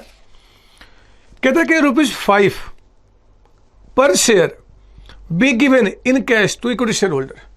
मेरे बच्चे, एक तो इक्विटी को इक्विटी शेयर्स मिल रहा है, और पॉइंट नंबर 2 में कह रहा है कि इक्विटी वालों को 5-5 रुपए कैश भी बांटे जाएंगे, कैश भी दिए जाएंगे। याद रखना, ये कोई नई बात नहीं है। जरा जल्दी से निकालो वो जो फॉर्मेट मैंने लिखाया था स्टार्टिंग में नेट पेमेंट मेथड का, जल्दी से निकालिए, फटाफट पीछे देखिए, फटाफट पीछे देखिए। मेरे पास है नहीं, अदरवाइज मैं भी दिखाता बच्चे। आप फटाफट निकालो, जहां पे नोट नंबर बी लिखा था हमने, नेट पेमेंट मेथड का जो फॉर्मेट मैंने दिया था, वहां देखो 2 में इक्विटी प्रेफरेंस आपका है ओल्ड कंपनी के, और नई कंपनी में कुछ भी दे सकते हैं, उसमें कैश भी आपका था। अरे देख रहे हो कि मुझे देख रहे हो? आप देखो अपने नोट को, वहां लिखा था आपने कि कैश भी था, कुछ भी दे सकते हो मैंने कहा था मेरे बच्चे। और यह भी कहा था जो भी कुछ दिया जाएगा साफ साफ शब्दों में क्वेश्चन बताएगा। यहां कह रहा है कि इक्विटी वालों को हम 5-5 रुपए कैश भी बांटेंगे, दे देंगे जी, दे देंगे, क्या जाता है। पॉइंट नंबर 3 पढ़ना कि जो प्रेफरेंस शेयर होल्डर्स हैं to get 7 preference shares of new company, preference वालों को कहता है कि नई कंपनी में 7 शेयर्स मिलेंगे 15 के हिसाब से for every 5 preference shares held. मेरे बच्चे 5 के बदले में 7 शेयर्स, ये हमें क्या दे दिया यहाँ पे जी, स्वैप रेशियो दे दिया आपको यहाँ पे कि कैसे कैसे पेमेंट किया जाएगा। जल्दी से बताओ, कहता है कि पीसी निकालना है, कौन से मेथड से आप पीसी निकालेंगे? बोलिए कौन से मेथड से पीसी निकालेंगे? सर यहाँ तो पूछना ही नहीं है, अगर मालिक को यानी कि शेयर होल्डर को किस रेशियो में पेमेंट किया जाएगा बता दिया, तो जब स्वैप रेशियो बता देगा सर तो हम क्या करेंगे, नेट पेमेंट मेथड को यूज करेंगे। गलत बोल रहा हूँ क्या? नहीं सर नहीं, नेट पेमेंट को यूज करेंगे आपका। लिखिए यहाँ पे फटाफट, कंप्यूटेशन ऑफ, एग्जाम का क्वेश्चन है, computation of PC by net payment method. देखता हूं कि जो बच्चे परेशान हुए थे वहां पे आपका क्या होता है। स्टार्ट करेंगे आप यहाँ पे, लिखिए 2, क्या ओल्ड का नाम बता रहा है? नहीं सर, तो लिख दो ओल्ड का ब्रैकेट में, ओल्ड कंपनी। इन क्या नाम है नई कंपनी का? Sir Ram limited. हम यहाँ कैलकुलेशन करेंगे कौन सी चीजें कितनी कितनी दी गई हैं और मेरे बच्चे उसी का अमाउंट निकाल के हम यहाँ पे पीसी कह देंगे। बात समझ में आ रही है? सर हाँ जी, सर हाँ जी, आगे बढ़ो सर। देखो ना क्या बता रहा है, आप जरा 4th का फर्स्ट लाइन पढ़ो, बताओ ओल्ड कंपनी में मालिक का क्या नाम है? Sir equity share. ठीक है, पहला मालिक कौन? इक्विटी आपका। जरा फर्स्ट पॉइंट पढ़ के बताओ, फर्स्ट पॉइंट में ओल्ड के इक्विटी शेयर्स को नई कंपनी में क्या मिल रहा है? Sir equity share. कितना हम निकालते हैं? जल्दी से बताओ, जल्दी से बताओ। क्वेश्चन का फर्स्ट लाइन पढ़ के ओल्ड कंपनी में नंबर ऑफ इक्विटी शेयर्स कितने हैं? सर 90,000। लिखो यहां पे 90,000। ओल्ड कंपनी में इक्विटी कितने हैं जी? 90,000। मुझे बताओ ये जो ओल्ड कंपनी में 90,000 इक्विटी शेयर्स हैं, मुझे निकालना नई कंपनी में कितने शेयर्स दिए जाएंगे। तो 90 को बताओ किससे डिवाइड किया जाएगा? सर 7 से। ओल्ड का शेयर्स तो ओल्ड का रेशियो से डिवाइड करेंगे। हमें निकालना किसमें? नई कंपनी में, यानी कि 3 सम यहाँ पे मल्टीप्लाई करेंगे, है ना बच्चे? ये तो मैंने आपको बताया हुआ है। बताओ कितना निकल के आ गया? 90,000 डिवाइडेड बाई 7 मल्टीप्लाइड बाई 3। मेरे बच्चे ये आ गया 38,571.4283। ओहो, ये क्या 4285 आ रहा, सॉरी 4285, ये इतना लेते हैं हम लोग, कोई बात नहीं। ये क्या बच्चे? ये तो फ्रैक्शन में आ गया। ये पहला ऐसा क्वेश्चन आज हमारे पास आ रहा है जिसमें हमने क्या देखा कि जब स्वैप रेशियो में हमने काम किया तो बच्चे फ्रैक्शन में आ गया। अब मैं क्या करूं? जरा बताओ कि फ्रैक्शन में शेयर्स इश्यू नहीं होते, आपको ये बात पता होगा। शेयर 1 होता है, 2, 3, 4, 5 होता है बच्चे, 0.42 शेयर्स नहीं होते। तो मुझे ये बताइए कि अगर फ्रैक्शन में आ जाए और मान लो मैंने ये बात आपको नहीं समझाई अभी तक, तो आप इसका क्या करोगे? क्या एग्जाम में 38571 कर दोगे राउंडिंग अप में, या 38572 कर दोगे राउंडिंग अप में? बताओ क्या करोगे? 38571 कर दोगे, इसको हटा दोगे राउंडिंग अप में, या फिर 38572 कर दोगे और इसको हटा दोगे राउंडिंग अप में? क्या करोगे? देखो, आप में से दोनों में से कोई भी जवाब आपने दिया होगा, बच्चे दोनों गलत है, फिर दोनों गलत है। मेरी बात ध्यान सुनना, राउंडिंग अप करना अलाउड नहीं है, राउंडिंग ऑफ नहीं करेंगे। फिर सर क्या करेंगे? फिर आपको ध्यान देना, करना क्या है कि एक्चुअली जो एग्जैक्ट नंबर है ना बच्चे, ये नंबर, इतना तो पेमेंट आपको शेयर्स में करना पड़ेगा, शेयर्स में, और जो फ्रैक्शन आएगा ना वो पेमेंट आपको कैश में करना पड़ेगा। राउंडिंग ऑफ नहीं करेंगे, कभी नहीं करेंगे, मार्क्स 0 हो जाएंगे। जब भी फ्रैक्शन में निकल के आएगा तो जो एग्जैक्ट नंबर है हम वो तो आपको शेयर्स में देंगे, क्योंकि फ्रैक्शन में शेयर्स कांट बी इशूड, तो for that fraction will pay amount in cash, मैं आपको कैश दूंगा। इसका मतलब क्या है कि जब भी फ्रैक्शन में आएगा तो मैं इसको ऐसे बॉक्स में डाल दूंगा, बॉक्स में, और फिर यहां दिखाऊंगा एरो कि भैया शेयर्स कितना दिया, तो 38571 शेयर्स यहां पे दिए जाएंगे, शेयर्स दिए जाएंगे। और जरा पढ़ के बताओ ना जल्दी से पॉइंट नंबर 1 में, कि पॉइंट नंबर 1 में नई कंपनी में इक्विटी शेयर्स की वैल्यू कितना बता रहा आपको? सर 15, तो मल्टीप्लाइड बाई 15 आपका हो जाएगा, 15 हो जाएगा। बोलो कितना आ गया आपका यहाँ पे? 38571 मल्टीप्लाइड बाई 15। मेरे बच्चे अमाउंट आ गया, यहाँ लिखिए अमाउंट, थोड़ा इधर कर देता हूँ मैं, हौच पौच ना हो जाए। 578 एंड 565, ये आपका आ गया शेयर्स। और जो फ्रैक्शन है ना बच्चे, वो फ्रैक्शन वाला पेमेंट हमें कैश में करना पड़ेगा। कितना फ्रैक्शन है? 0.4285। मेरी बात सुनो, मेरी बात सुनो, बहुत प्यारे बच्चे मेरी बात सुनो। अगर मैं शेयर्स आपको दूंगा तो एक शेयर कितने का है? 15 का। अगर मैं शेयर के बदले में आपको कैश दूंगा फ्रैक्शन के लिए, तो भी मुझे इसी रेट से देना होगा बच्चे। शेयर दूंगा तो जिस रेट से दूंगा उसी के रेट से मुझे क्या करना होगा? फ्रैक्शन वाला पेमेंट भी करना होगा। तो बताइए जरा कि 0.4285 मल्टीप्लाइड बाय आपका 15 कितना निकल के आ गया? सर ये आ गया 6.43 राउंडिंग अप में। 6.43 रुपये का जो पेमेंट होगा मेरे बच्चे, वो कैश में करना पड़ेगा। बात समझ आ रही है? ये अगर फ्रैक्शन में आएगा, कभी राउंडिंग अप नहीं करेंगे, एग्जैक्ट नंबर हम शेयर्स में लेंगे, फ्रैक्शन का पेमेंट कैश में करेंगे। ये बात ध्यान रहे आपका। कोई डाउट इसके अंदर में? नहीं सर। 0.1 हमारा कंप्लीट हो गया मेरे बच्चे, 0.1 कंप्लीट हो गया। आइए जरा अब मैं पॉइंट नंबर 2 पे आता हूं। पॉइंट नंबर 2, सुन लो मेरी बात की, सो रहे हो आप? अरे सो तो नहीं रहना कम से कम। नहीं सर नहीं, चिल्लाओ मत सर, आप चिल्लाते हो मुझे बहुत गुस्सा आता है। आप चिल्लाओ मत, आप पता नहीं अपने आप को क्या समझते हो, डरा डरा के हमें पढ़ाते हो। नहीं बच्चे, ऐसा नहीं है। आओ फिर मैं अब आगे बढ़ता हूं। ये हमारा हो गया बच्चे। पॉइंट नंबर 2 में कहता है कि 5 रुपीज पर शेयर कैश भी बांटे जाएंगे इक्विटी वालों को। अच्छा, यानी कि इक्विटी वालों को मेरे बच्चे फिर से यहाँ पे क्या कैश दिया जा रहा है? इक्विटी वालों को कैश कितना? पर शेयर 5 रुपीज। जरा फर्स्ट लाइन क्वेश्चन पढ़ के बताओ, फर्स्ट लाइन क्वेश्चन पढ़ के बताइए कि ओल्ड कंपनी में नंबर ऑफ इक्विटी शेयर्स कितने हैं? सर 90,000। तो मेरे बच्चे उन 90,000 जो शेयर्स हैं ओल्ड कंपनी में इक्विटी शेयर्स, इनको 5 रुपीज के हिसाब से कैश भी बांटा जा रहा है। तो ये अमाउंट आ गया 4,50,000 का, 450 का। बात सुना रही है? इक्विटी को इक्विटी दिया, इक्विटी को कैश दिया, इक्विटी को कैश दिया। ध्यान दीजिए, ये जो कैश दिया ना, ये कैश ये था बिकॉज ऑफ फ्रैक्शन। ये क्यों दिया बच्चे? Because of fraction. ये क्यों दिया? Because of agreement. एग्रीमेंट है। ओल्ड कंपनी के जो 90,000 इक्विटी शेयर्स हैं, हमने उनको 5 रुपीज के हिसाब से कैश भी बांटा है, तो इतना कैश हमने दे दिया। बात समझ में आ गई? सर हाँ। अब देखो ना, अगला मालिक कौन है ओल्ड कंपनी का? Preference shares.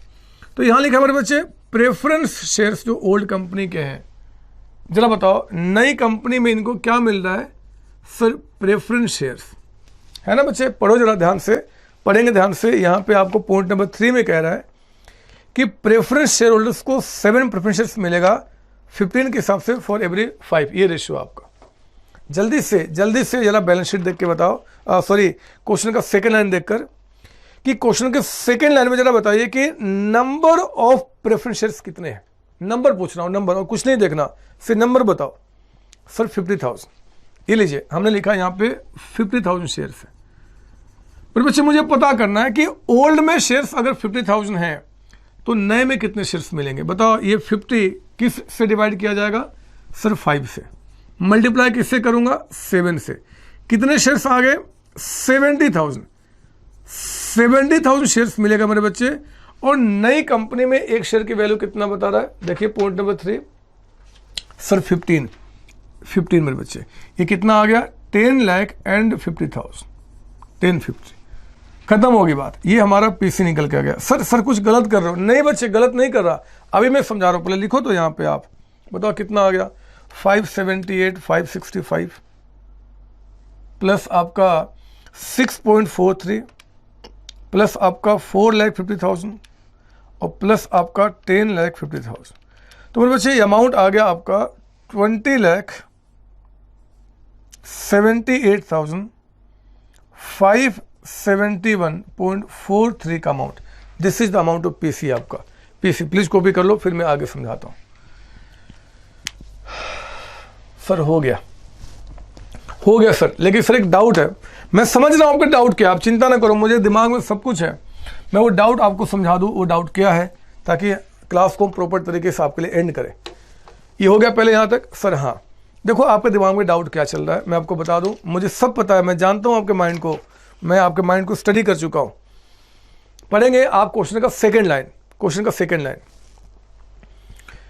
कहता है सेकेंड लाइन में प्रेफरेंस शेयर कैपिटल 50,000 शेयर्स है ऑफ 10 ईच, 8 पेड अप।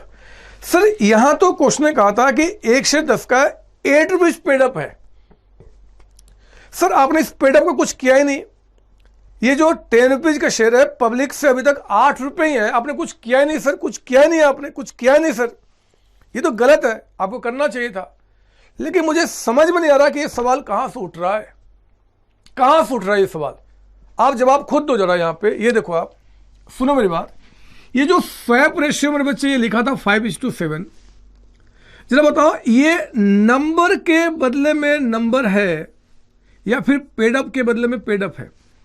ये 5:7 5 शेयर दूंगा 7 के बदले में, ये नंबर ऑफ शेयर्स के बदले में नंबर है कि पेडअप के बदले में है? सर नंबर के बदले में। सर नंबर के बदले में, पेडअप से कोई मतलब ही नहीं उठता। आपने तो कहा था स्वैप रेशियो में कि अगर ओल्ड कंपनी में 5 शेयर्स हैं तो नई कंपनी 7 शेयर्स देने को तैयार है। नंबर के बदले में नंबर बच्चे, हमने पेडअप की बात ही नहीं की थी। हमने कहा कि भैया 5 दूंगा 7 के बदले में, तो अगर ओल्ड कंपनी में 50,000 शेयर्स हैं, ओल्ड में 50 है तो मैं कितना दूंगा 70,000। पर बच्चे ओल्ड कंपनी का पेडअप आपका फुल्ली पेडअप है या पार्टली पेडअप है या 8 है 7 है, कोई मतलब ही नहीं बनता। हमने कहा भैया देखो जी, ओल्ड में अगर 5 होंगे तो मैं आपको अपनी कंपनी के 7 शेयर्स देने को तैयार हूं। अगर ओल्ड में 50,000 शेयर्स है तो मैं 70,000 देने को तैयार हूं। हाँ, मेरे कंपनी का, नई कंपनी का एक शेयर की वैल्यू कितना है जी? 15 आपका। ओल्ड का पेडअप कितना है, कितने, हमें कोई मतलब ही नहीं बनता, कोई मतलब नहीं बनता बच्चे। वो सिर्फ आपको कंफ्यूज करने के लिए डाला गया था क्वेश्चन में, ताकि बच्चे वहां पे कंफ्यूज हो जाए। अगर आपका कॉन्सेप्ट क्लियर है कि स्वैप रेशियो ओल्ड में कितने नंबर के बदले में कितना नंबर है, तो फिर आप गलत काम नहीं करोगे। पेडअप कुछ भी हो ओल्ड कंपनी का, हमें क्या फर्क पड़ता है। हमने तो कहा कि 5 के बदले में 7 दूंगा तो 50 के बदले में 70 दूंगा। हाँ, हमारी कंपनी का, नई कंपनी का एक शेयर 15 रुपए का है तो अमाउंट इतना निकल के आ गया, पीसी हमारा बन गया बच्चे। जब ये क्वेश्चन एग्जाम में आया था बच्चे 2 जगह कंफ्यूज हुए थे। पहला क्वेश्चन कहाँ कंफ्यूजन हुआ था? यहाँ पे बच्चों ने, मैक्सिमम बच्चों ने राउंडिंग ऑफ कर दिया। वो काम आपको नहीं करना। जो बच्चे यहां से आगे निकल भी गए बच्चे, वो यहां पे आके फंस गए। वो कहते यार पेडअप है, पता नहीं क्या करूं, बट कुछ करना ही नहीं है, नंबर के बदले में नंबर, तो हम इस तरीके से काम करेंगे। पीसी हमारा निकल के आ गया। आई बात समझ में? सर हाँ जी सर, हाँ बात समझ में आई। तो मेरे बच्चे आज हम क्या करेंगे, हम क्लास को यहीं पर रोकेंगे। हम लोग अगली क्लास में जब मिलेंगे ना तो इसके आगे क्वेश्चन हम प्रैक्टिस करेंगे, ठीक है ना। एक बहुत ही इंपॉर्टेंट टॉपिक अभी आने वाला है। ये देखो, ये स्वैप रेशियो अभी तक के सारे क्वेश्चन में आपको दिया हुआ था। अभी तक के सारे क्वेश्चन में स्वैप रेशियो आपको दिया हुआ था। मैं अगली क्लास में आपको सिखाऊंगा ये स्वैप रेशियो निकलता कैसे है, निकलता कैसे है। लेकिन अभी आपको दिमाग यूज नहीं करना। आज की क्लास हम यहीं पे एंड करते हैं। आप यहीं तक बात रखेंगे, आगे की बातें अगली क्लास में डिस्कशन करेंगे और मैं चैप्टर को और गहराई में लेकर चलूंगा बच्चे। तब तक आप सबको बाय बाय टाटा, बाय बाय टाटा। नेक्स्ट टाइम मिलते हैं बच्चे। Thank you ji.